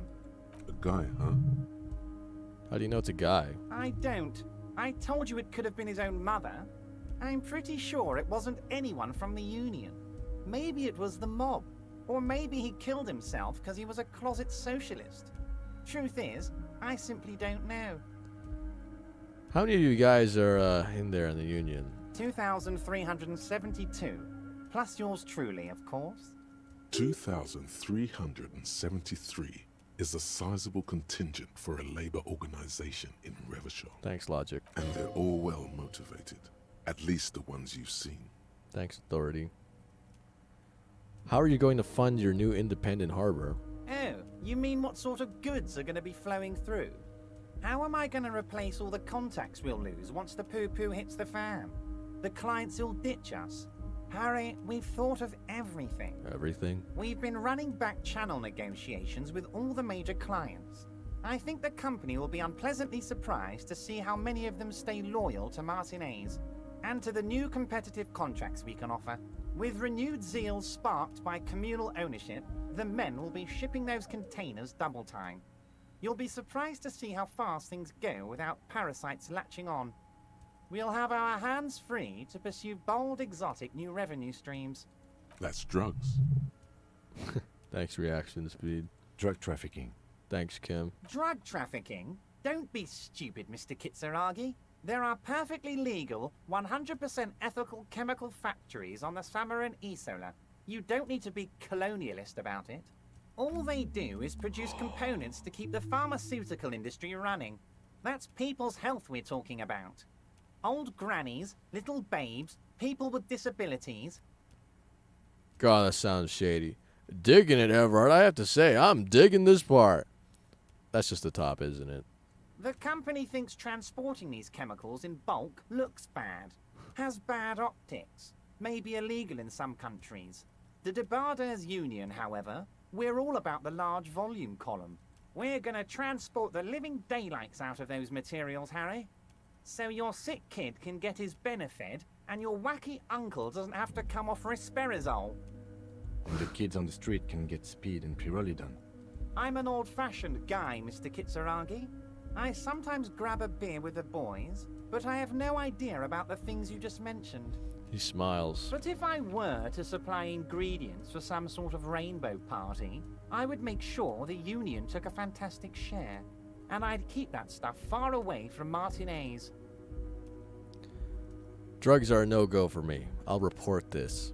I have to admit, that's a well-put-together plan, and far removed from you. Interesting stuff. I just want to solve this murder, okay? Makes sense to regulate the drug trade like this. Keeps it out of more dangerous hands.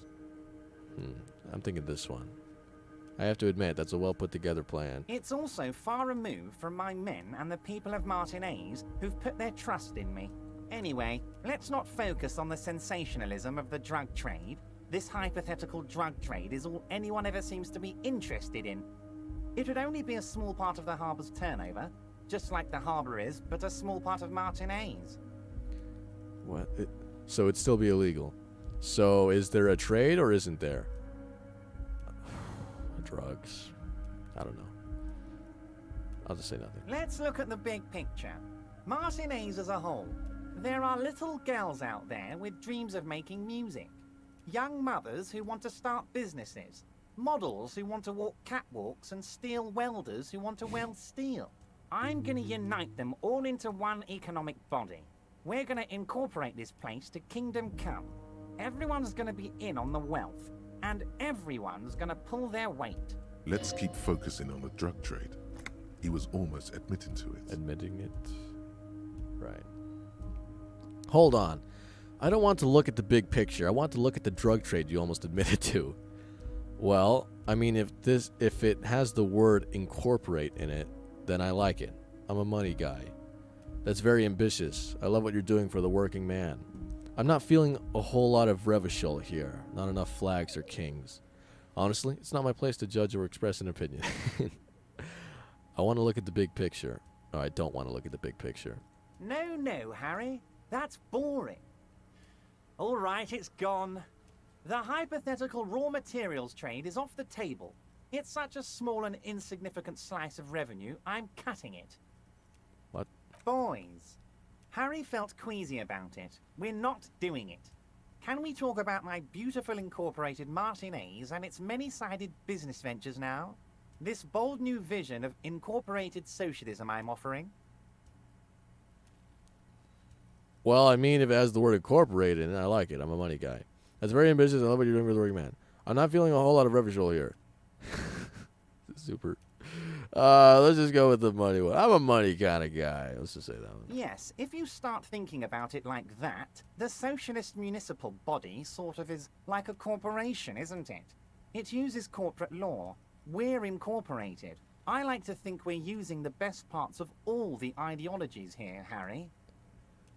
Can I ask you about specific union members? We're way past specific union members now. This is the big time. We're talking about the future of Revachol here, Harry. You can bother Leonard with that. He loves to run his mouth on such matters. But I'm in big-time mode, Harry. Am I supposed to say this one? I know you're planning to force them out with the construction. Am I supposed to say that? I don't think I'm supposed to say that. Let me go talk to that guy. Harry, great. I think we have truly built a bridge between Martinez and Jamrock today. We have united the RCM and the Debarders Union. Suddenly, there's a sadness in his tone. This has been so great. I'm sorry we don't have more fun things to do together, but if you ever feel like bouncing something off me, my door is always open. All right. There's the uncomfortable chair. Wait, I thought it was a stool. Oh, okay, whatever. Yeah, let's go talk to that guy on the who's sitting on the thing. Hey, ain't it cold out here? What are you doing? Oh, hey, mister. I'm not gonna bother you with a long greeting, just like we talked about before. I know you're probably a busy man being an important police officer and all, and personally, I think the more people keeping the peace, the better. Hey, you seem to know everyone around here. I want to ask about someone. Mr. Everett doesn't really want me to talk to people about union guys. But who did you want to talk about? Tell me about this Edgar guy you keep mentioning. Edgar. Mr. Edgar is Mr. Everett's brother. Right. He looks a bit younger, he does. But a very smart fellow. Very smart fellow indeed. He's away on some union business. Not even in Revershaw, they say. Okay. All kinds of places he visits. Him and his brother both do when they're on a vacation. Right now, it's Mr. Everett's turn to look after the union. But last year he spent a whole winter in South Africa. Left with the first autumn rains and didn't come back before the trees were green again. Tell me about Mañana. He's a union man through and through. Good guy. He's very calm, laid back, doesn't do much, talks to Everett sometimes. Honestly, I don't know what he does for us, but it must be important because everybody likes him. Yes, they do. I think that's what he does. He makes everyone feel a little better. What about Measurehead? Whoa, he's really something. He doesn't talk much to me usually, but when he does, I don't really understand most of what he's saying. Actually, I don't think he would like me running my mouth about him like that. Once he said he's a dragon to this mob fellow who came picking a fight with some union men. I think he really believes Jean-Luc was a dragon because he ran right off. Another time he almost killed another guy, but I shouldn't talk about that.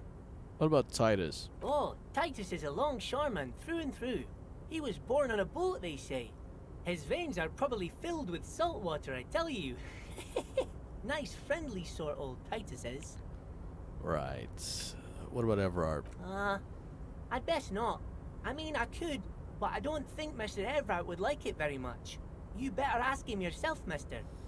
If anything, the ever-present smile on Leo's face gets even warmer. What about Renee? The night guard. Ooh, he's a peculiar fellow. He's the strong, silent type, you could say. We talk all the time, but I don't really know much about him. He plays petanque with my old human studies teacher, Mr. Martin, down at the plaza. I think he's the only fellow who actually knows old Renee. They lived on the same street their entire lives. Even dated the same girl on and off for as long as I can remember. Strange fellows. Mr. Martin was always real nice to me in school. I remember once. He was your human studies teacher? Mr. Martin, yes. Don't really remember much about him. I was just a boy back then. Okay. Sure, mister. What can Leo do for you? Alright. That's cool. Autosave, thank you. This is... Should I try and open the freaking shipping container? Oh my lord. Dude. You're back before the cargo container. Its drawer has not lessened since you were last here. If anything, it seems to have grown slightly. I can persuade the door to open. Why is this possible? Shouldn't this have been like the freaking that bunker that we came across? The bunker? Oh, I've been in this world. Eradicate. They're open in the world for 2 days, been in this world for many days. Oh. Does that mean it's taking longer? I got 3 skill points just sitting here. Dude. Should we be working on a thought? Oh man. Okay, let's see what we got. Punishment authority. White morning. Date of birth generator. Your face looks like it's 58 and your body feels like it's 60. Date of birth generator. What is this one? Arno van Eyck. I might need to do this one. Why did the melody line from a broken and discarded tape fit perfectly into a song played by some speed freaks in a frozen tent? Can it be coincidence? Maybe it's the hand of the man machine himself in his attempt to craft a perfect song. Maybe Egghead is actually Arno van Eyck in disguise? Ike? Egg? That is concerning. And the Col do Mamadaqua. Right, freaking Phasmid stuff. I don't know what to do, but I got a lot of points here. I think I'm gonna work on I think I'm gonna do this one. You know, it only takes 50 minutes. And white checks unlocked. All endurance white checks unlocked. Some kind of superstar. Yeah, my armor. I'm gonna unlock this one. And then I'm gonna do Van Eyck. Cause that'll probably unlock something cool. Yeah, let's do that one. And then Van Eyck. Oh, okay, there we go. Alright, cool. Okay. Maybe I could actually convince the freaking door to open. I've been here for a while. Been in this world for many days. I don't want to keep freaking upgrading rhetoric, though. And I'm probably going to run out of capacity. That's 2 chances. Hold on. What do I need to open it? So I have 5. I don't know. I'm not going to do it right now. I'm going to go. And I'm going to... wait, what do we need to do? We're going to go... Right, we need my gun, and you have no idea where you are, and you need to talk to rich people. Do you want me to? I'm not going to roll for it right now. I want to get some, like, rhetorical clothing or something. Why do you want me to do it? I'm going to fail it. I'm going to fail it, and then it's going to... And then I'm going to have to upgrade rhetoric again, which I don't want to do. Like, this is the one shot I have. This is my one shot. If I don't get this, like, I'm never going to roll it again. Like, if I find some rhetorical clothing, then I'll do it. There's no... Frick you. How the hell can you convince a door to open anyways? It's just gonna be like, oh, you convinced the door, and then it's just gonna be like the door was something crazy. I'm gonna roll it. I just want to find something rhetorical first. You know? Why does rhetoric have to be the communist one, you know? It's really interesting because I upgraded the hell out of rhetoric to fight Titus, right? And it was so different. Okay, so we need to get this one. We need to this one. I don't care about this one. Figure out why we can't. So we have to wait until my gun. Hold on, where's the signal? We could... Oh, yeah, we can look for bullets. That's great. I want to do that. Check the island for bullets. Yeah, let's... Okay, I'm going to go to the boardwalk because I know where that is. And then... That way we can still go down the main story route. Which is important because we came here to just check out this hanged guy and it unraveled into this whole thing. So the dock is that way, right? So the dock, where do I go again? I go up and around, right? To get to the dock where the guy died. Right, that's the boardwalk. Wait, no, the dock is different from a boardwalk. Is the dock... The dock is not a boardwalk. The dock is where boats go, and a boardwalk is where people oh, rhetorical.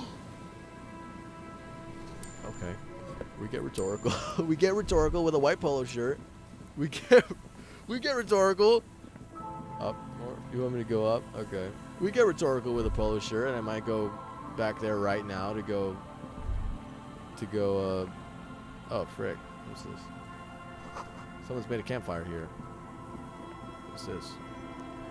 A rusted broken control box. What's this one? Rhetorical. Oh, no. Scented scarf. Okay. Shivers. It's fine. Tiny inlets off in the far distance. Where the post trails toward. Okay. What is this?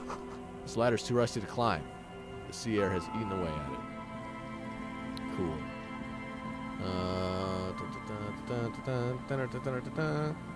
So it said something about islands. About an island. Okay, go to the boardwalk. I know the boardwalk is not the dock, but like the thing is, right? Wait, a dock. Isn't the dock like down from the whirling? That's where it is, right? That's where the dock is. The one with the gate that we had to cross in order to get there. Is that where the dock is? What the hell is that? Give me some rhetoric. Oh, postcard. Nice. Cool. Okay. And we're at a boardwalk, and the trash can with the mayonnaise Listen thing. to an empty cigarette package and a crumpled kebab wrapper in the trash bin. Right. I already inspected all that. It's a long way down to your death from here. 20 meters. 20 meters? That's a lot. Wow. Okay, cool. So we're looking for bullet holes. No, not holes. Bullet traces. The evidence. Check Land's End? No, the boardwalk. No, boardwalk. I'm making stuff up. Boardwalk. Boardwalk. I'm at the boardwalk. I'm at the boardwalk. Maybe the guy threw away the bullets. Two empty bottles of a tragedy. He shakes his head with genuine sadness. Whoever tossed it here was a heavy smoker. You see traces of mayonnaise and ketchup on it. No. Where can I find evidence of bullets being fired on a boardwalk? Because it doesn't seem like there's any evidence of a boardwalk bullet here. Okay. Where the hell is Land's End? Is that Land's End? Is this the island they were talking about? Wait, no. In the postcard, there's a bridge there. There's like stones that you could go to go there. Martinez District and Jamrock Corridor of Revachol, zone of control. What? Check the island? The island? That looks like an island. And hey, where do I go? Hey, you're supposed to be backseating. What are you doing? Come on. You're supposed to be backseating. I'm trying to find some bullet traces. Traces of bullets. Where's Land's End?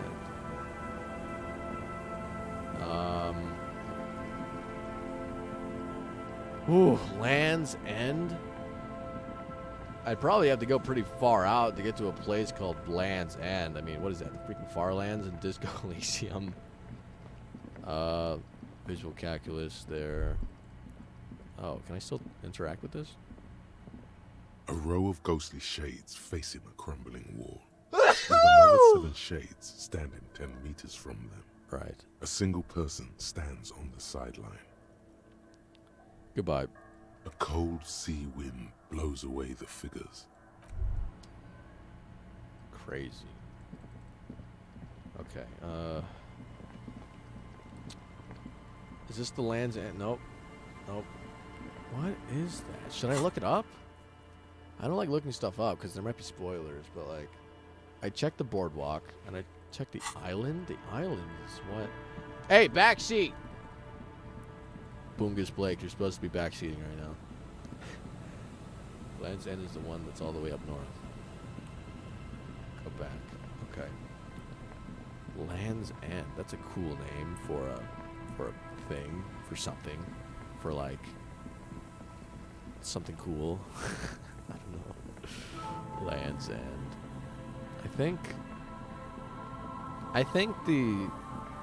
I want to see like this stuff because it's like the main story about like the murder and stuff, you know, like to right now. Okay. So, but again, Kim said it would have been like a crazy shot. It would have been a really hard shot to do that. Oh, frick. The building before you housed the engine. Must have been long gone. Can I persuade this door to open? An old door, worn by elements, guards the depot.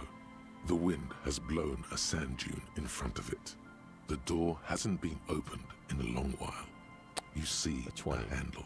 Hey, I thought I already did this. I thought I already did that, whatever. Okay.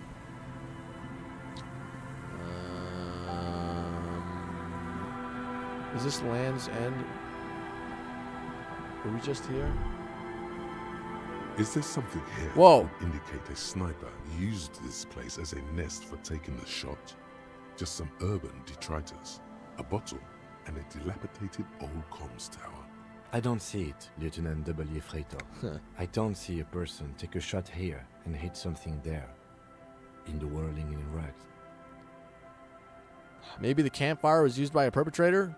To warm his hands before pulling the trigger? Perhaps, but anyone could have made this. The coast is specked with fire this time of year. He looks around. Truthfully, this seems like a very poor choice to take a 1.2 kilometer rifle shot from. Visibility is awful. There's water vapor everywhere. I think we can rule out Beatable Prime, was it? Beatable Prime? Maybe the assailant climbed the comms tower and took the shot there. It's not possible to climb that ladder. And even if it were, why? There's no platform up there to aim from. The lieutenant looks up, raising his collar. Look over the water, to the whirling. There, 1.2 kilometers over the cold water of the bay, blue from the distance and the air, you see the smallest rectangle, barely visible. A glowing light on the third floor of the whirling in rags. With binoculars, you would see a young woman's shape move behind the glass, her limbs long and slender, smoking, drinking, being happy and elated, without you. Because you're here, freezing in the wind, aren't you? Doing your detective Shut the frick up, electrochemistry. All right. Well, it's not here. I thought I walked here, and then it just didn't go. Okay. Well, that crosses off one. We got to check the island. What island? Pretty freaking cool to calculate the point from where you can take the shot from. Yeah, that never failed a visual calculus check because I'm the greatest cop. Detective, cop. What's the difference? I don't know. Wait, when Kim's mad, he calls you detective, right? Or officer, I don't know. 'Cause I remember someone said something about how Kim says, like, he'll call you detective when he's mad at you or something. Or no, he calls you detective when he's happy with you. And then if he's mad at you, he'll call you officer. Or something. Now, where are the islands? Oh, the boardwalk. Okay. Mad as officer, yeah. He's mad at you. He's like, oh, no, it's not here. I'm dumb. I'm so dumb. Dude, my freaking... I can't be navigating around here. I'm so bad at just walking around. Where's the boardwalk again? It's kind of cool that the map is like, it's just an actual, like, postcard of like a touristy thing, but like maybe an actual map. I'm so stupid. I'm so freaking dumb. I'm actually not very smart at all, and I can't remember where anything is because... Do you know what Dead Reckoning is? What, like the park from Black Ops Zombies? You have not... I don't know what Dead Reckoning is. I don't know what that is. Huh. What is that? You want to explain it to me? You want to explain what Dead Reckoning is? Because that sounds cool. Sounds like a cool thing that you want to do. This is not where you go to the boardwalk, bro. What the frick? You go somewhere that isn't here, and I'm dumb. Oh my gosh. What is Dead Reckoning? Is that like your incredible sense of direction? Because I don't know. I don't know. One time I was at this is not where you go, is it? No, it's back at the... You take a left from the village. So right now we're past the church, right? This is like the... When you walk past the church. And it's like... Okay, so now... No, we're at the... Oh my gosh. Now we're at the village. Then we go left. Then we walk up here for some reason. Then we go this direction. Wow, I'm really giving Kim a workout right now. I could just keep walking in circles forever. Kim, maybe this is a good thing. Maybe cardio. I was just here, and I know that this is not where you're supposed to be, but I came back here anyways because I don't know what to do, and holy frick, I'm actually just go to the, yeah, I don't know where it is. I forgot where it was. Up? It's up? You go up? I thought it was down. I thought it was down. Like where you go and then you go you go up the wood planks, like you go up these ones. The plank, this one, and then you go over here. And then you walk. Oh, it looks like the same wood as from the wood boardwalk. It's made out of wood. And then I go this way. Oh, look there it is. There it is. Yay. Kim, what do you think? Visual calculus? Well, it looks like that we didn't need to come here first. Guess we gotta go to the island first. I don't know where the island is. The island? Check the island? What is that? Is that one? Check this general area. Okay. Hey, Kim, would you have made a epic gamer sniper shot from here, from that window? Would you have done that? Hey, Kim, are you any good with a gun? Like, I know we're gonna have to get into a shootout soon, but like, if we do get into a shootout, are you gonna like get your man, like Kim? Because if you're wait, was it I who tried to shoot the guy down, or was it Kim that tried to shoot the guy down? Wait, didn't Kim try to shoot the guy down and then he missed? No, I convinced Kim to try and shoot the guy down because I didn't have his gun. It's all snowy now. Where are the islands? Where's the island? I want to go to the island. Where's the island? Because, like, I know there's an island up above here. No, wait. No, look. Do you think I got to talk to Titus first? Bro. Man, okay. All right, I'll go talk to that little frick.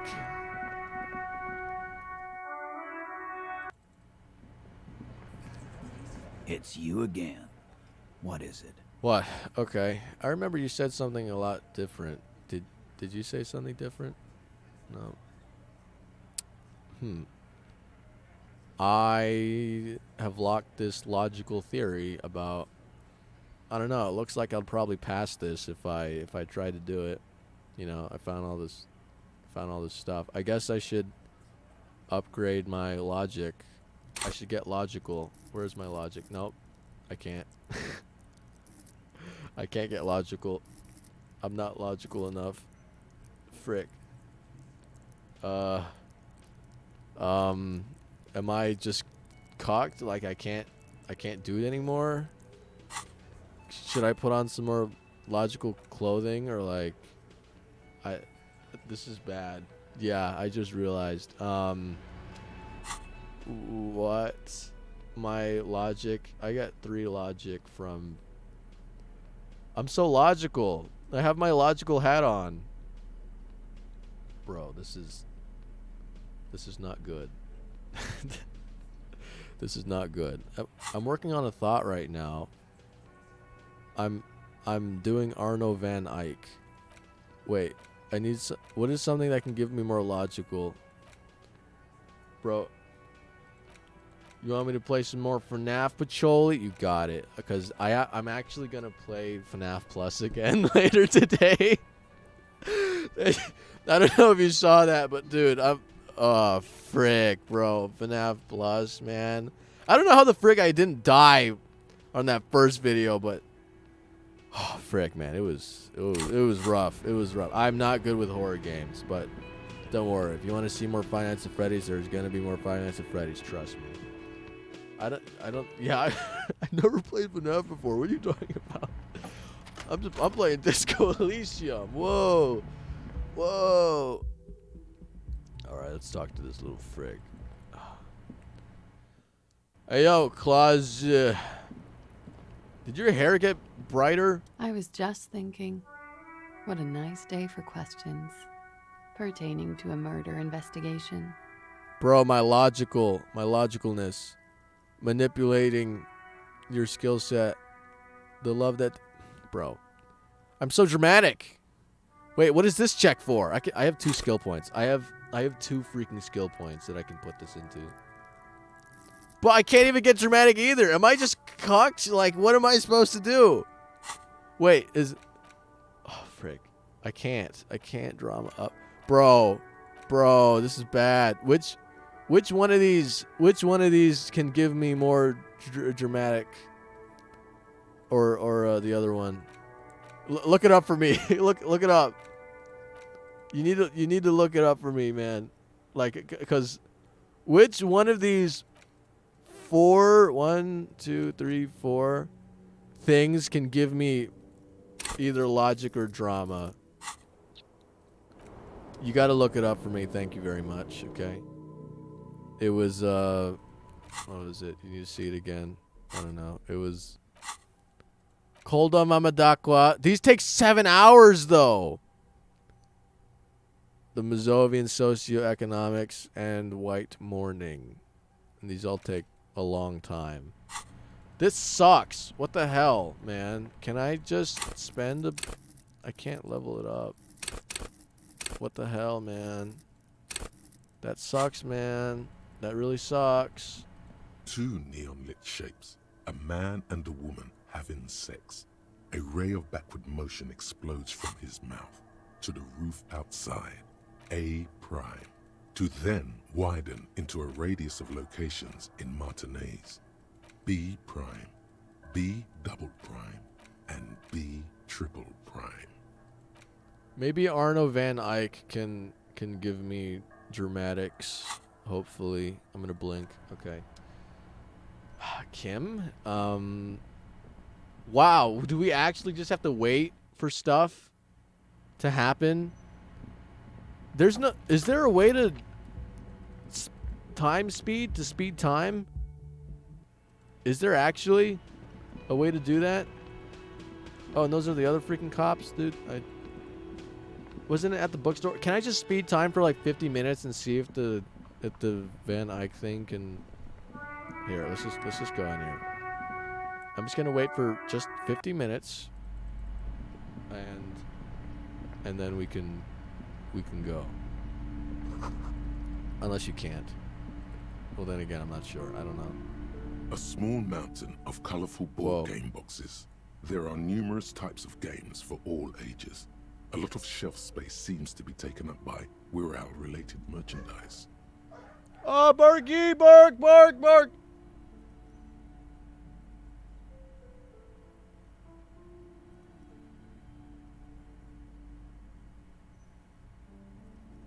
Okay, so sorry about that. Right? Am I good? Okay, we're good. I can buy a board game? 12 reals? That's a lot. Okay, here, let's just time skip. Let's just read for 50. Let's see what the thought is brimming with worn paperbacks featuring an extremely muscular, sword-wielding barbarian on the cover. Nearly all the titles contain the word Heimdall somewhere. Heimdall. Rows and rows of Heimdall men blur your vision. You make out some titles. Man from Heimdall and the Mammoth Riders. Man from Heimdall. Return to Heimdall. And the solipsistic. Man from Heimdall and the Heimdall. What does that mean? How many are there? Maybe 100.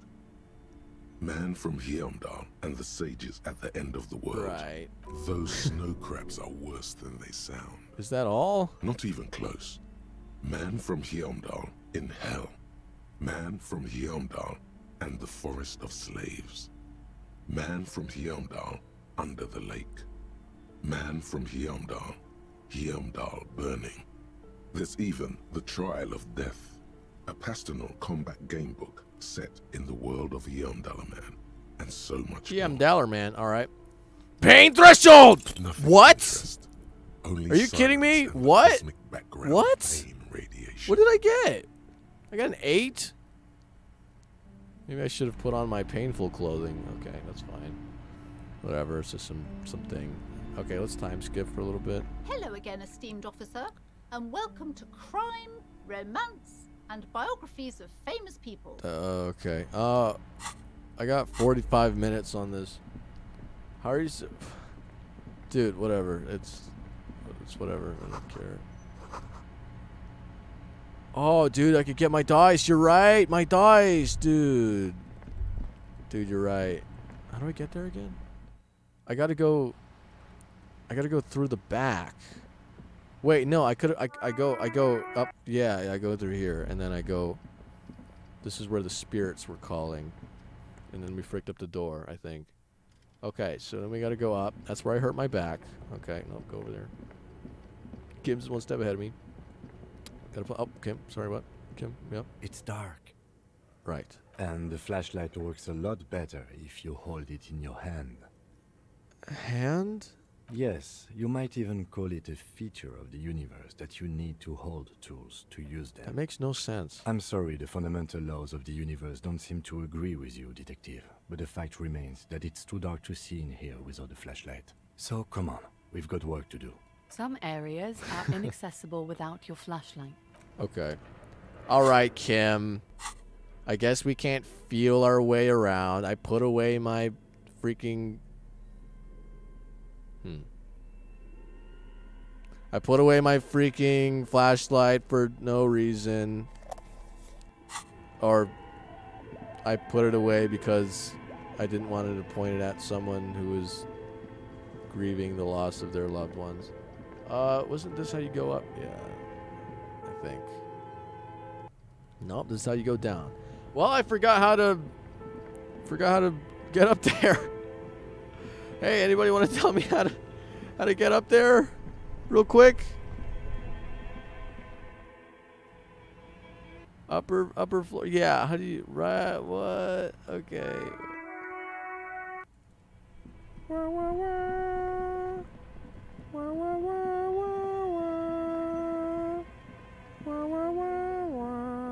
A thick layer of coal dust covers the furnace. It's dark and grimy here. In the darkness you can hear chatter. What are you doing? I hear the murder of the hanged man. Wait, really? Maybe it's coming from behind those safety curtains we saw upstairs. Safety curtains, right.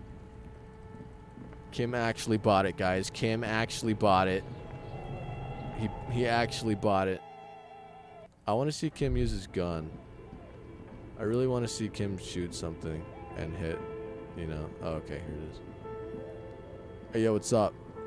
What's up, Dice Maker? Oh, it's you again. Are you looking for a die? I came back to pick up my die. Very good. That will be 7 real for one custom die. Here you go. Whoa. One universal die for Wirral Untethered. The Dice Maker opens her desk drawer and hands you it. It feels icy. Just holding this die in your hand sends a jolt of cold down your spine. Through the dark resin, you can make out a nugget of bone hewn from an alligator's jaw. Whoa, dude. Wait, where? Oh, wait. Stop. Okay. Item. Oh, my die has a friend now. The standard 24-sided role-playing dice can be used to get results for several dice. It's made of an alligator jawbone. I was not expecting it to look like that. That's the bone dice. Embellished with frost motifs and looks like a minuscule blizzard is stuck in there. No, look at the map tab in the journal to see which white checks have opened. Why is it telling me to do that? Why is it telling me to do that? Is that like a... Do I gotta get logical with Andre? Get logical with him? Gotta get logical? Okay. Alright, cool. Okay. Cool. Well, I picked up the dot. How do I pass the time with the reading thing? That's what I want to do, because maybe this Van Eyck thing will point us in the right direction on where to go. I don't know where I am. Okay. You know, like, because we're not really doing anything right now. We haven't been doing anything for like the past 20 minutes. So, what the frick? It's the void, Kim. Oh no, it's a door. Okay, right. Got it. Okay. So, check if your die opened the check. What? Check for what? Check for what? Tommy lay home. Formidable. Empathy check. Barred door. Clausy. Bird's nest. What the frick? Kim Kitsuragi check. Formidable. Okay, alright, that's not. Map wall. Okay. The net picker. Wash basin. Okay. Yeah, I don't know. What's what do you got? A mirror? Encyclopedia. Andre. Okay. Well, the barbell. I can do a legendary barbell check to lift a weight. Here, just show me how to wait 50 freaking minutes, please. What do I do? Do I look at this thing? A small mountain of colorful board game boxes. Do I gotta go up here? You know? Oh, hey. Hey, Everyone knows the most interesting thing about fascists was their magic. What? This bookstore is not strictly about crime. Several maps have been attached to a bulletin board hidden. The maps look old and faded.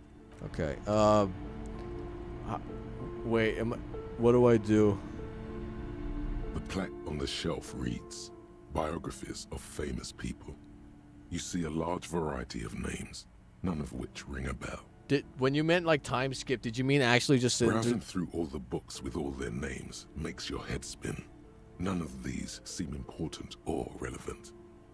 It's all just vapid egoism. Suddenly, a particularly odd title catches your eye. It reads, High Speed Love, the tragic true love story of Jacob Irv and Alfie Delatraz, by one Cecilia Averbrook. High Speed Love chronicles the romance between two of the finest tip-top tourney racers in history. One of them is the madcap driver, Jacob Irv. His blonde mane graces the cover. Next to Irv's life story, you see a slim biography of an Occidental rock star called the Anti-Star. He's famous for shooting morphine into one of his eyeballs and cocaine into the other. What? Next to that, Rivasholian radio personality Guillaume Bevy stands in front of a rundown drug den. He's a permanent fixture on Channel 8, reporting on real-life crime and ruining cops' days. I really must insist you buy one of the books. Reading them is not for free. Do still browse though, but not too long. That's lame. I'm sorry, I did not mean to rush you. You are browsing. Go ahead, take your time. Time is commerce. Oh, I gotta read a book in my inventory? I got a book in here? What? Productions. Oh, this is the filament memory. Wow, okay. $50. I can sell it for $50. I thought I'd give it back.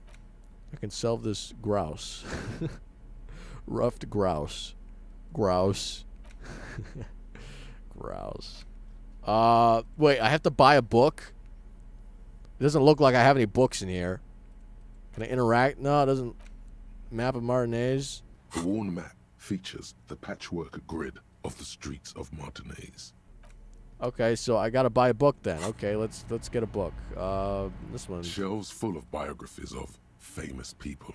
I would say The Greatest Innocence. Yes, most certainly. It's an important educational tool delving into the depths of history, religion, and their relation to innocentic power. Okay. Shelves full of biographies of famous people, whoever they are. The Greatest Innocence book? Sounds lame. Where was that crack book? Wait, hold on. Maybe I should get one of those action books. Or maybe this one. A small mountain of colorful board game boxes. There are numerous types of games for is brimming with worn paperbacks. Oh, Man from Hjelmdal. A very popular series of adventure novels. They're awfully immoral and violent books. Okay. Blood and violence, scantily clad women, epic narratives, all those mystical things he encounters. They're bound to grab those with little imagination and nothing to do. Dude, each one of these books is going to be like pertaining to one of the 4 things. At last, someone sensible. If you're a novice of the series, I'd recommend Hjelmdalaman, the Man from Hjelmdal. It's supposed to be a good introduction to the series. $1 man. Let's do. Maybe there's. Am I actually book shopping right now? Let's look at this one. These shelves are overburdened. Crime fiction? Hell yeah. Series. Hell you yeah. See the name Dick Mullen over and over. All right, let's do it. Oh, crime, robberies, murders, even sexual crimes. We're fortunate to have Dick Mullen and his stories to sort all that out. Yeah, we're doing this one. You're a police officer, apparently. You should buy all of these. They really do teach a person how to be a proper detective. Okay. Crime fiction is a disgrace. Aw. An asinine misrepresentation of the physical attributes of the arduous everyday work of actual police officers. That's what's Kim thinking right now. That's what he's These thinking. books greatly overstate the excitement of police work, glossing over how long it takes to actually follow up on leads and eliminate dead ends. What's more, they completely ignore the psychological hardships of year after year coming into contact with people during the worst days of their lives. Not a single mention of all the stress this work creates upon the officer's family. Detective fiction just doesn't tell the truth at all. Now, would you like a list of all the books found on the shelf? Yeah. You see Dick Mullen on the job. Get Me Mullen. The Stalwart Adventures of Richard P. Mullen. Dick Mullen and the Murder in the Orchard. The Sordid Affair of Dick Mullen. A killing is declared. Dick Mullen in the Murder House. The Final Case of Dick Mullen. An Obvious Lie. Dick Mullen in the Clock Tower. The Ordeals of Dick Mullen.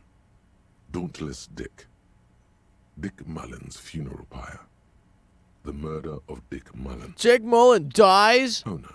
Turns out he fated to solve a case. Right. Yes. There's also The Dame Who Did It. Farewell, My Mullen. Faking death seems to be a common trope in the Mullen series. The morbid tales of Dick That's Mullen. a lot of books. A dark tide turns. There's a tragedy calls for Dick What? Mullen. Another one with fake death. And, of course, Dick Mullen, the murderer. In order to catch a murderer, Dick Mullen must become the murderer. It's not. Come on. This is not the way real police solve crimes. The real police are some 20 kilometers away, sitting in an armored motor carriage. Cool. Come on, Chester. Tell the story again. Where the frick did you come from? A bald man turns toward a lean man and pats him on the back. Again? Man, I tell that one at least once a month. It's not that interesting. Chester replies. The fuck it is. And these guys haven't heard it. You see, Chester here.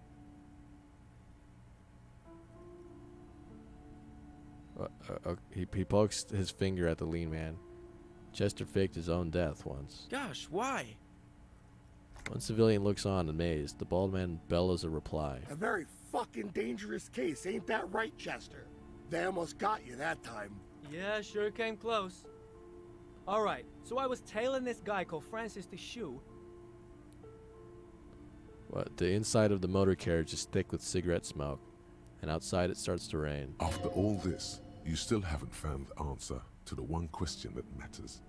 Who is Dick Mullen? Dude, I gotta put on my reactive clothing, because I'm not gonna frick it up like last time. I need my reactive clothing. Hold on. Where's my reaction speed? I don't remember seeing reactions. Oh, no, this one. Orange bum hat. All right, nice. Okay, cool. Got my reaction speed up. Let's see here. Anything else? Hand-eye composure? No. See that? Perception. Yeah. No, I'm not seeing any reaction speed. I'm gonna get reactive with this though. Shelves filled to the brim All right, here with we go. crime novels featuring the supposedly stalwart Vespertine detective Dick Mullen. Reactor speed! Your Okay, got it. I got it. notices a I got small it. caterpillar I got it. crawling across the spine of a book. The title reads, Dick Mullen and the Mistaken Identity. What do we have here? Mistaken identity. A worn paperback from Dick Mullen's classic Hard-Boiled Phase. The premise seems to be that Dick Mullen is framed for the murder of his best friend and has just a few days to prove his innocence. Why does this speak to me? Could it be the motifs of unstable identities and shocking betrayals? That's probably right. I'm a complicated guy full of contradictions. No, it's got to be something else. Maybe it is something else. Perhaps you're drawn to the dark and noirish atmosphere. I don't think that's it. Is it because the smoking dame in the slinky red dress on the cover is giving you a hard-on? What? What? No, come on. Yes, it is. The bulge in your What? pants is embarrassingly obvious. No. Relax. It's not that bad. Also, this means your blood flow is returning to normal. Bro. Good news, really. What the frick, electrochemistry? Something the matter, detective? Nope, all good here. I don't want to do this with Kim. Kim, would you describe this woman as a smoking dame? Who the frick said that? Who said smoking dame? Who said that? No, my freaking normal self. Hey, Kim, would you describe this woman as a smoking dame? The lieutenant narrows his eyes and contemplates the book for a moment. Kim? I would certainly say she fits the description, providing that's your type. All right, I'm going to buy this one. Dick Mullen and the Mistaken Identity. Of course. Such violence and immorality. I mean, enjoy. Yay. All right, cool. Did I end up waiting like 45 minutes? No, I got 20 minutes left. All right, cool. All right, I'm going to interact with this book. Interact with this book. Another Dick Mullen. Look at that guy. Book that woefully misrepresents the nature of police work. In this one, the detective returns from a trip having successfully solved one case only to embark on another. Does he finally face the tact nature of his occupation? No, he doesn't even look like a normal officer of the law. In your hand, you hold Dick Mullen and the Mistaken Identity. The brittle paperback feels fragile to the touch. The cover features a pastiche of different scenes. In the foreground, a man in a dark overcoat clutches a pistol to his chest. Rising up behind him are two silhouettes wrapped in a passionate embrace. The tagline reads, Detective Dick Mullen must prove his innocence after an old friend is murdered by someone who looks just like Dick Mullen. That seems to sum up the premise nicely. Okay. Needless to say, it violates nearly every RCM regulation for a detective to investigate a murder in which he is a suspect. Thanks, Esprit de Corps. Welcome in, as guys. You were sleeping? I guess it is the weekend. Until freaking 11 o'clock. Okay, hey, man. That's fine, man. Well, I know why you stay up until like 3 in the morning anyway, so. Are you really reading that, detective? What? I really need to know who this Dick Mullen. I'm looking for advice to being a real detective. I gotta say that. Well, you won't find it in there. Those books are much more about ravishing dames and gunplay than real police work. But that's cool. When was the last time you ravished a dame, detective? Besides your crusty old sock. Bro, dude, I want to get into a shootout. Stay to watch you. So you watch that freaking video where oh yeah, I'm gonna play it again later today. I'm gonna do it again later today, and I'm not looking forward to it. I'm like, trust me, because I was so lucky to not die a single time in that video, but I know I'm going to die later. So yeah, I guess I should take solace in that. Maybe I should be comfortable that I am going to get scared no matter what. I don't know. Okay, let's read. The story opens with a knock at the door. Detective Dick Whoa. Mullen is greeted by Is that a an whole old out? Wait, friend, what? Charlie Spillane, who's come to Mullen to ask a favor on this dark and cold night. Spillane needs Mullen to drive him in from Vesper to a small town along the Insulindian coast. Despite his friend's apparent agitation, Mullen does as he's asked, then returns home where he passes out drunk, as he does most nights. An extremely unprofessional and hurtful stereotype that's offensive to all upstanding officers of the law. Okay, it's pretty cool. But also extremely accurate in your case. Wait, what happened? Whatever. Okay. In your hand, you hold Dick Mullen and... Alright, cool. Alright. Play Fear and Hunger. Never heard of that one. What is that? Oh, welcome, Mr. J, to... Mr. J. What the hell? Mr. J. Oh, I have 5 minutes left on my Arno Van Eyck track. Frick. I got 5. Hey, talk with me for 5. Who the frick can I talk to for 5 minutes? Who the hell is around here that I can talk to for 5 freaking minutes? Hey, Joyce, do you have anything to say? Should I tell her about the freaking war that's gonna happen, about the freaking Union guys that are coming to kill everybody? Well, I don't know what's going on. He just said war, and I don't know. Fear and Hunger, what's that game about? Is that about like a survival horror game? That's what it sounds like. You're back. Good. What can I help you with? You seem smart. I need someone to give me a lowdown on this reality we're in. This reality? Okay, it's related to that medical episode. I have trouble remembering even the most basic terms of reality. Ah, yes. The episode. Sounds like an acute case of encephalopathy, now that I think of it. Frick. She puts down her thermal cup and looks at you. Don't be phased, madame. He functions perfectly well. He only needs a lowdown on all of reality. On all of reality. We may be here a while then. Ask away, officer. I'll help however I can. All right. All right, we're in. Whoa. I know these all look good, but begin with the first, okay? Where are we? Wait. What is... Think of something close to you. Whoa. It's pretty cool. Whoa. Okay. Cool. Where are we? We're in Martinez, baby. Baby? A casual term of endearment popular among the 50-plus crowd. It's a disco holdover, pay it no Disco. heed. We're in Martinez, baby. Wait, okay, yeah. I'm a disco guy.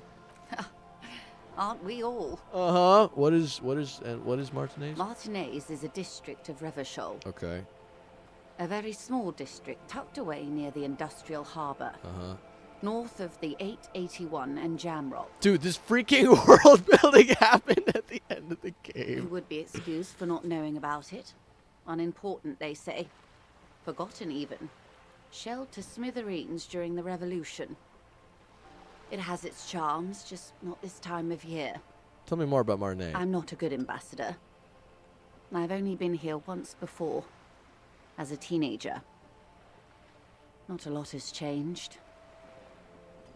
There are ruins, a terminal, fishing boats, reeds, boys with boxy shoulders. This place used to be a province, a workers' resort before the city swallowed it and the artillery did its work.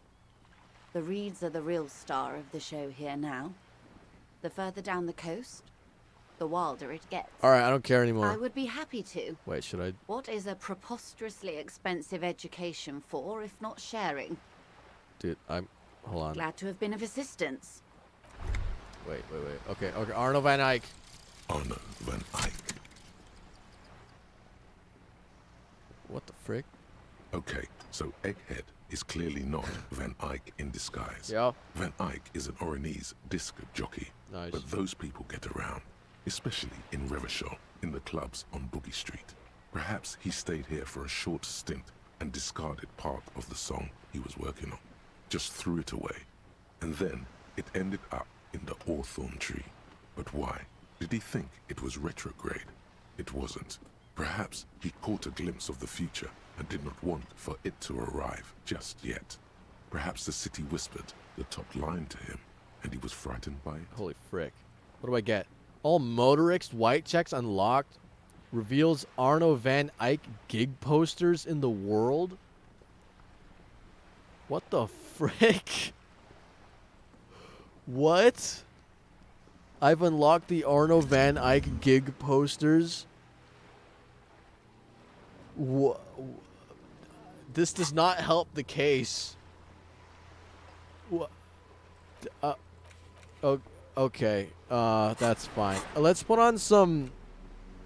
What do I need? Esprit de corps? Where's my esprit de corps? I have one. Let me put on my peepo hat. Peepo hat. Okay. And I need esprit de corps. Okay. Okay. My disco blazer. Let's go. Oh wait. Oh no. They're both. Damn. Okay. Disco blazer will probably help. No, it's okay. I'm gonna forget. Suggestion. I need more spirit. I need more esprit de corps, man. I need it. I need more. What has esprit de corps around here? I need to put on my patrol cloak. Oh, it's what? Only the jackets have esprit de corps. What the frick? Okay, I got a logical shirt. Silver fair, perception, drama, third half light, Inland Empire. Nothing. There's just okay. Only coats. Only coats got that. Oh man, I want to wear that one. Okay, I'm gonna put on my commander jacket. I'm gonna do that check because I don't know what the frick is going on with that one. That one is really interesting. You're back. Look. Good. More lessons in basic All right, here we reality. go. RCM authority. My favorite part of the day. Okay. Go ahead. Ask me anything. Here we go. Here we go. You sent me something on Discord? Okay, I'll check it out. All right. Here we go. Ready? Esprit de corps! Okay, yes! Okay, all right. We got it. Of dogs. Got it. Junior Officer Chad Tilbrook takes aim at a rabid black dog licking its wounds in the grass. What? What the frick? To his left, his partner, Emil Mullins, whispers, "You heard what happened to Tequila Sunset in Martinez?" My name has crossed many places. Yes, he lost his mind, Tilbrook answers, fingers on the trigger. Don't worry, Emil. He pulls it out slowly. Slowly now. He'll find it again. We always do. What am I? You're an officer of the RCM. She says energetically. The Revachol Citizens Militia? Preciso Mundo. Good. And what is the Revachol Citizens Militia? Nothing more nor less than the de facto law enforcement body of post-revolutionary Revachol, Detective. Okay. Yes, we are the Revachol Citizens Militia. Cool. He's being sarcastic. Are we? We are. You said de facto? Yes. That means not de jure. The RCM acts in what is poetically called the twilight of international law, both at the behest of the coalition government and to its chagrin. Chagrin? What do you mean? The RCM's responsibilities are defined by the Emergency, Wayfarer and Aliments Acts, 3 pieces of legislation keeping the city in a, let's be honest, laissez-faire stasis to the benefit of foreign capital. What the frick All does that 3 mean? are good to know when we are out policing. So basically I'm a lackey of capital. So basically a thrall to foreign interests. So basically I'm one of the good guys. So basically going to avoid the subject and ask the next question for this line of inquiry. I'm one of the good guys? There's nothing basic about your role, Detective. It's true that the RCM keeps everything the way our seemingly permanent provisional rulers like it. She leans in. Yet, on the other hand, I know these people. I deal with them daily. Let me tell you, dear, they are not fans of you. Why? The post-revolutionary decade was a disaster for the coalition government. Revachol in the 20s was hell, especially on the west side of the river. Gang warfare, a botched privatization scheme, a nuclear pile meltdown. They called it the international zone because no nation wanted to claim responsibility. The RCM restored peace where the coalition failed. A true blue citizens' initiative. They will never forgive you. That's somewhat of an exaggeration. In reality, ours is a mutually beneficial arrangement. Revacholians get to keep the peace in Revachol, and the coalition doesn't have to worry about it. Anyway, sorry to intrude. Please continue. Yes, Lieutenant. Permit me to conclude with this. Who you are, to me, is the police. The only legitimate law enforcement authority in Revachol. Okay. And if those authorities drink so hard they need help recalling the basic terms of reality, well, I'm here to help. She bows and smiles. All right, that's all for Glad now. to have been of assistance. Yeah. The little that I know. Anything else? That's it. So we've been going for 2.5 hours now, but I want to end on like a place where the next one can start, and we are not doing that. So I don't know what to do. What do I do? Help Egghead? Should I go back to Egghead? I want to do the freaking check for Titus, but my freaking brain can't fit any more logic in it. I'm too stupid.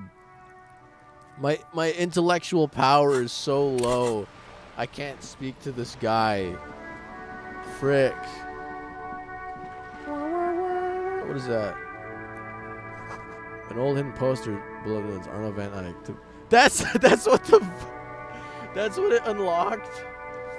And I can interact with the Arno Van Eyck posters now. Bro. Well, I guess it only took an hour, but should I start working? Dude, I should just forget this. Wait, no, I could probably... You think I could talk to Egghead now? Because I got that freaking communist meeting at 22. And the freaking... Okay, here's what we're gonna do. I'm gonna end the stream. I'm gonna go to the tent. I'm gonna be like, hey guys, and if nothing happens, then I'm gonna just end the stream right there. But if not, then I'm gonna go. No, wait, whatever. I don't know what the hell I just said. All right, let's just go over there. Church. Here we go. All right, so we're at the Church of Disco. Now we just gotta talk to these freaking guys. Okay. I've revealed all the Arno Van Eyck posters. Oh man, that's just... Alright. Hey, yo, Egghead. The large-headed youth has closed his eyes, lost in the music. Sensing you, he opens them. Good morning! Yeah! Pump it up! Pump it up! Pump it up! I've thought about the discarded melody and came to the conclusion that Van Eyck has lived around here. J'adore! God is close by, but maybe he doesn't have good enough ears. Let me turn it up so we can lure him here. Okay. Hey, Hi again. All right. So, damn. how are things going? Oh, dude, I have to get logical to maybe everything, because he's freaking lying to me. Hold on. Goodbye, officer. Wait. Noid, my man. Huh? No. I see you're here again. Damn. Offside, man. Did I mention getting us into the church would help? Okay, how logical can I get? I'm already wearing my logical hat. I got 3 logic. Dude, I'm really going through all my logical clothing right now. I'm looking for my... Everything in here is not... Dude, there's not... What? What? Oh. Conical hat. I got the hat. Wait, no, my freaking logical hat. No, frick. Drama. Empathy, esprit de corps. Logical shirt. Logical shirt. There we go. Logical shirt. There we go. All right. And that's it. Rhetoric. Nothing. Okay, cool. That does not help my 28. I got 5. Dude, should I freaking do it? Should I freaking do this right now? You know what? You know what a good place to end would be? You know what a really good place to end would be? Goodbye, officer. It would be the cargo container. I'm gonna end the stream at the cargo container because I don't know what to do now, and I'm actually kind of stumped, and that's a bad thing because I want the next stream to start off with something happening, and I haven't been doing anything for like the last 30 minutes, which is unfortunate. But you know what? That's fine. Okay. Egghead is a One Piece reference? What? Okay. I mean, that's cool, I guess. Let's see. Okay, I'm gonna teleport over. I'm gonna... Do you think I can actually... If I get rhetorical enough, you think I could actually convince a door to open? Do you think you could persuade a door to open? Like, that's how much conviction you have to get a door to open, is that you just ask it to open. Like, you just... Van Eyck poster? Yes! Dude, Van Eyck. Okay. Van Eyck Overdrive. So he's lived around here. That's interesting. That is really interesting, actually. All right, everyone, we're gonna persuade this door to open, and then we're gonna end the stream because I don't know what's going on with anything. I don't know what to do. I'm gonna have to ask for some advice later. But we're just gonna open this door. We're gonna convince this door to open. Oh. You're back before the cargo container. Its drawer has not lessened since you were last here. If anything, it seems to have grown slightly. Wait, I have 5 rhetoric. And I get 4. So that means 9. So 9. I need to roll a 9 or higher? That's a lot. That's a lot. Wait, am I wearing my rhetorical clothing right now? So I need a 9 or higher? That's a lot, man. Where's my rhetoric? No, I'm not wearing anything rhetorical right now. Alright, here I go, looking through all my clothes again, trying to find something rhetorical. No, that's no rhetoric. Conceptualization. Was this the shirt with rhetoric? No. Wait. Okay, no. This is the shirt with rhetoric on it. I think that's the only thing that I have that's rhetorical. My rhetorical shirt. That's it. That's it, man. That's all I'm gonna get. You know, maybe I'll upgrade. Maybe I'll do it. So I have to roll an 8 or higher. That's not bad. You're back before the cargo container. Even? Its drawer has not lessened since you were last here. Oh, if anything, frick. it seems to have grown slightly. I have to roll an 8 or higher. I have 1 more in rhetoric. I could really do it if I wanted to. What happens if you open a freaking door? You just convince a door to open? All right, here we go. I'm gonna do it. All right, I'm gonna end the stream if I fail. So I need to roll an 8. Oh man, I wish I had some dice on me. I could try it. So an 8. The most common, the most likely number to roll on the pair of dice is 7. So we just need a slightly, yeah, it's almost even. 42%. Okay, here we go. I really want this.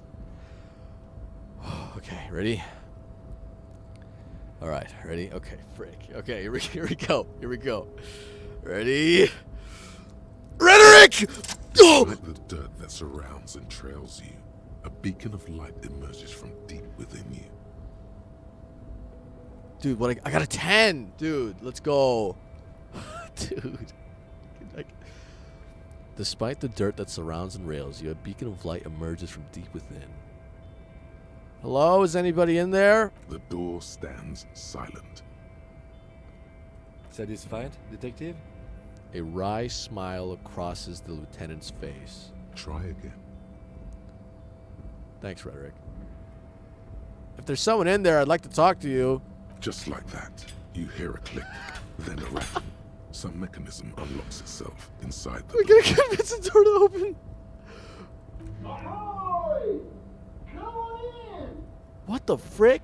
Mega rich light bending guy? What? You can't be serious. What? What the hell? Wait, what the frick? Wait, this wasn't supposed to happen. I was supposed to be like... What? What? What? What the frick?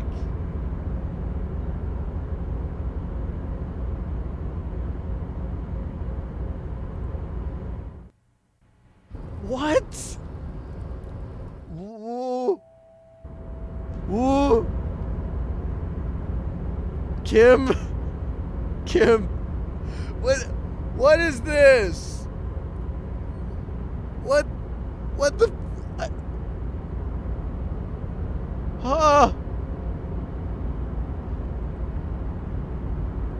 The man stands at the far end of the shipping container. It's hard to say anything more about him. You cannot make out any of his details, but you do feel the overwhelming presence of capital. The feeling causes all the hairs on your body to stand at attention, like soldiers preparing for review. Something's amiss. The light beams bend around his face and scatter in 1,000 directions.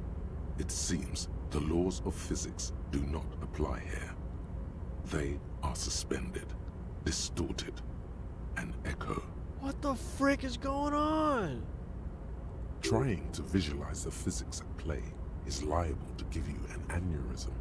Oh. Don't think about it too hard. What? In the general stillness, only your tongue moves, flickering as you utter. Hello? Welcome. Come in. Make yourself at home. Sorry, I'm not better able to receive you. I wasn't expecting visitors today. What the frick? You can't hear him exactly, yet you're able to understand every word he says. It is very strange. An overwhelming hum covers everything. Voice doesn't escape from him. Now, what can I do for you, gentlemen? What you can see of his body appears composed in a sharp summer suit and yacht shoes. Who are you? Who am I? Oh, I haven't been asked that question for such a long time. I don't meet a lot of people outside my circle these days. There's a genuine surprise in his voice.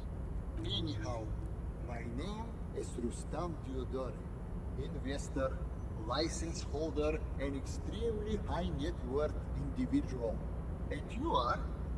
Mr. Diodore, I am Lieutenant Kim Kitsuragi of the RCM, and this is my partner. Harrier Dubois. Why is Kim so freaking normal about this? Is this something that my brain is freaking coming up with? And Kim is just like, what? Harrier Dubois. Pleasure to meet you, Harrier Dubois. I must admit, the name suits you very well. What are you doing in this container? Traveling. This is a great way to get around. It's fun, it's safe, and it gives me lots of time to think. You travel around the world in a freaking shipping container? By the way, let me now ask you a question. Where are we exactly? I don't know. I don't know. What the detective means is that we are in Martinez, a sub-district of Jamrock in the capital city of Revachol. Yeah. Ah, Revachol. I remember walking its streets as a teenager. There used to be a bowling alley in Stella Maris. I wonder if it's still there. It's a shame I can't get out and explore myself. One of the downsides of being an extremely high net worth individual is that mobs of low net worth individuals are constantly banding together to ask for money. Wait, why don't you help them? You've got so much money. It can't make a difference to you. That's the very obvious communist answer. So you travel from place to place via shipping? I'm really interested in that. Yeah, what are you doing? Is Rhetoric still... Dude, what Rhetoric wants me to ask that. I'm surprised Rhetoric didn't come up and ask me that. Ask me to... whatever. Okay. Smart, you know? It also provides a means to hide from all the targeted advertising we extremely high net worth individuals are constantly subjected to. Luxury yachts, high fidelity portable radio systems, fail-proof outerwear, and so on. It just gets a bit middle class after a while. A bit bourgeois. So you're saying being rich isn't worth the hassle? I mean, those all sound pretty nice. Yeah, that does sound pretty tiresome. What? What? No, I did not say that at all. Being rich is great. Just don't tell anyone I told you that. The bending light appears to wink. Well, how'd you become so rich? Oh Lord, not this again. What? What's the matter? Oh, nothing. It's just that we've got this murder to solve, and yet you go around asking everyone about money. And every time I ask, are you sure this is related to the case, you say, sure, Kim, I think it is. And yet, it never seems to get us any closer to solving the case. Whoa! Whoa, my real! What the frick? Look at my real! Ones, tens, hundreds, thousands, 10,000, 100,000, millions. I got $15 million!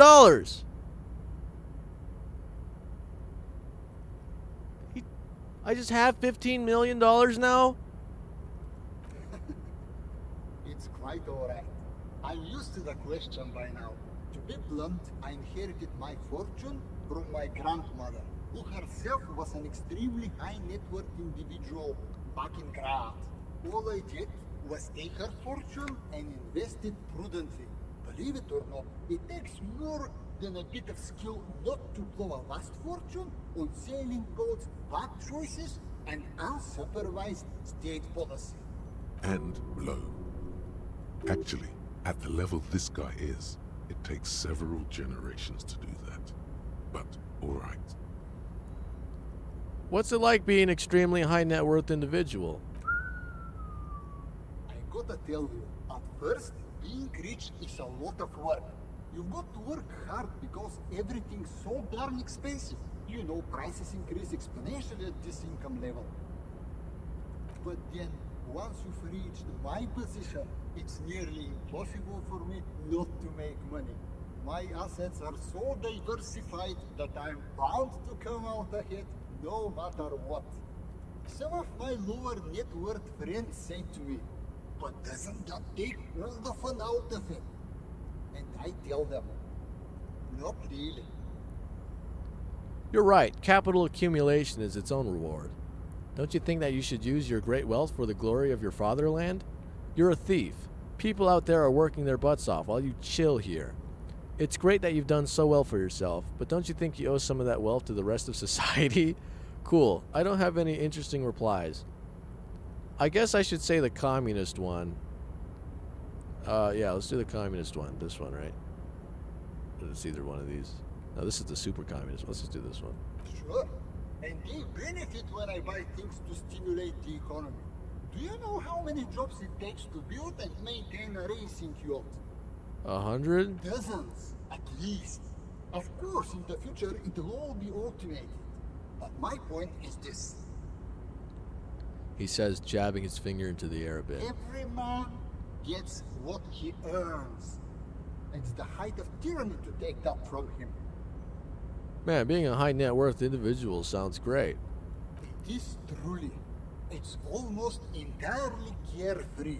It really leaves you time to better yourself spiritually. Hey, all this talk about money has made you lose the thread. What is going on with the light in this place? Alright, yeah. That's what you need to ask him about. Yeah, what? I don't know what the deal with all that money talk was. Hey, there's something strange about you. What do you mean? His essence seems to signify actual surprise. Oh, I don't know. It's a little different, you know? You look like... you look like you're, you know, warping the fabric of reality, you know? You you look like you're warping the fabric of reality, you know? Are you talking about my chin? No, I mean, I can't even see you. It's as if something is happening to the light around you. It's being bent. And apparently the sound is only coming out of my left ear and it's starting to hurt. Oh, that's what you mean. Yes, I've heard of this effect, though I've never witnessed it myself, of course. It has something to do with our Weisecream coefficient. Or what? It's some statistical thing. In essence, it says that when an extremely low net worth individual meets an extremely high net worth individual, some of the laws of physics cease to apply. Are you telling me that you're so rich that light literally bends around your face? Among other things. But calm down. I'm but a lowly single-digit billionaire. Really? No, not really. There are actually quite many digits. Hey, Kim, are you seeing this weird stuff? I see nothing of the sort. To be frank, all I see is a gentleman who's unusually well dressed for Martinez, in a cargo container, which I admit is odd. Okay, so that fixes that. Does that mean Kim is rich? Yes, I imagine that does look strange to you. My container. Yeah, I have $15 million now. You're a rich investor, right? Can I have some money? Could you please stop asking people for money? It does not reflect well on the RCM, and to be perfectly frank, we can't afford to look worse than we already do. But Kim, I also can't afford to look any better than I do now. That's why I need money. You're right. That was extremely unprofessional. I apologize. Yeah, I have $15 million. It's perfectly alright. Based on your appearance, I can tell I'm dealing with a civilized man. Playing the pity card, are we? Whatever gets us over the moon, baby. I'm your hand to be dealt. What the As hell? you may know, us high net worth individuals don't have a lot of cash on hand. Investments and liquidity are enemies of one another. I think I only have coins for coffee machines. Here is 3 real. How much can you get for this? Oh, Frank, this is the politics part. I have $15 million. I have $15 million. $15 million just appeared.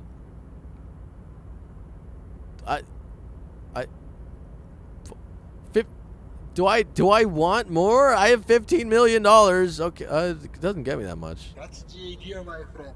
You've got to work for the rest. Maybe you can make that money grow. Come up with an investment plan. How's that sound? Is this the present a sound investment plan? A godly 16. I can pass this? Wait, what is my conceptualization? I only get one shot at this. Well, if I'm gonna try, I might as well try and do the best. Thanks for stopping by. If you ever have an idea you want to pitch me, I'm all ears.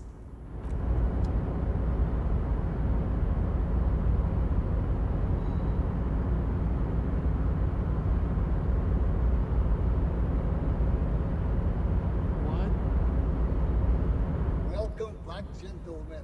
What can I do for you? Although you cannot see his face, you can tell he's smiling warmly. Exhaust dialogue? What does that mean? Who am I, anyhow? Mr. Diodore, I am Lieutenant Kim Kitsuragi. Pleasure to meet you, Harrier Dubois. Wait, exhaust dialogue? Wait, you want me to go through all of the options first? Very well. Sounds strange. What do you mean? It's nothing. Go right ahead. Don't be shy. It's really nothing. The lieutenant seems very relieved. Well, all right then. Another question? Well, wait. Bro. Traveling. This is a great way to get around. By the way, let me now ask you a question. Where are we exactly? Right. Okay.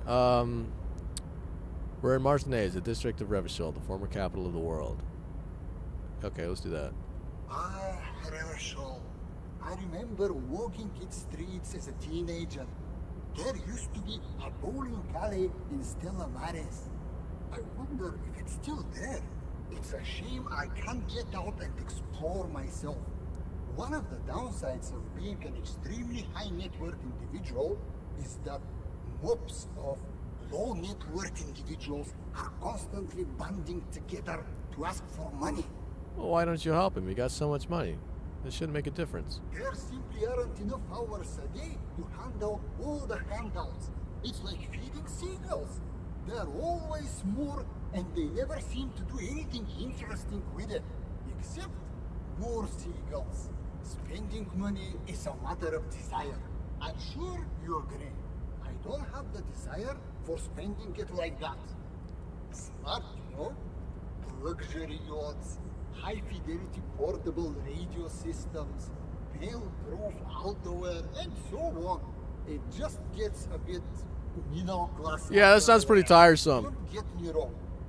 They're nice things, but once you achieve a certain level of wealth, your time and mental space become much more important than material goods. He speaks from the heart. He has very different problems compared to low net worth individuals such as yourself. For example, no problems at all. Oh, thanks, sympathy. Okay. Go right ahead.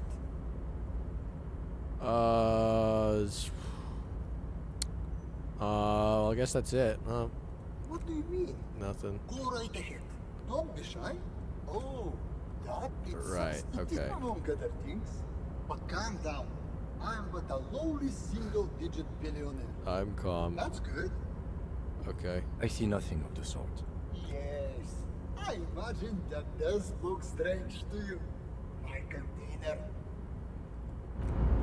I guess I could put on some conceptualizing stuff to just try, like, and what's my conceptualization at?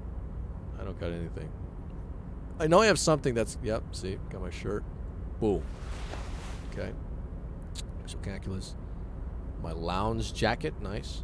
Conceptualize it. Look at my body. All right. Trying to conceptualize, you know, trying to comprehend, you know. I'm so unconceptualizing, it's crazy, you know. It's nuts how unconceptualizing. I cannot comprehend this guy. This is really interesting. Okay, that's it. That's everything. Yep, just making sure. Okay, well, I got 2 extra conceptualization. That will help. But to roll a 16? Wait, what is my conceptualization? I don't have any conceptualization. Wait, yeah. See art. Welcome back, gentlemen. Yeah. What can I do for you? I have to roll a 12. I can't freaking. I have to roll 2 6s to freaking. Well, I guess we could just roll this and then the stream ends. That's fine. I've been streaming for 3 hours. You want me to put a point in conceptualization just to do that'll give me a 5 for fun? No, frick you. That's not gonna do anything because I only have 4. 5 still not gonna do anything because if I roll 16. That means I'll have to roll an 11 or 12. Like, come on, that's not going to do anything. All right, here we go. All right, time to conceptualize.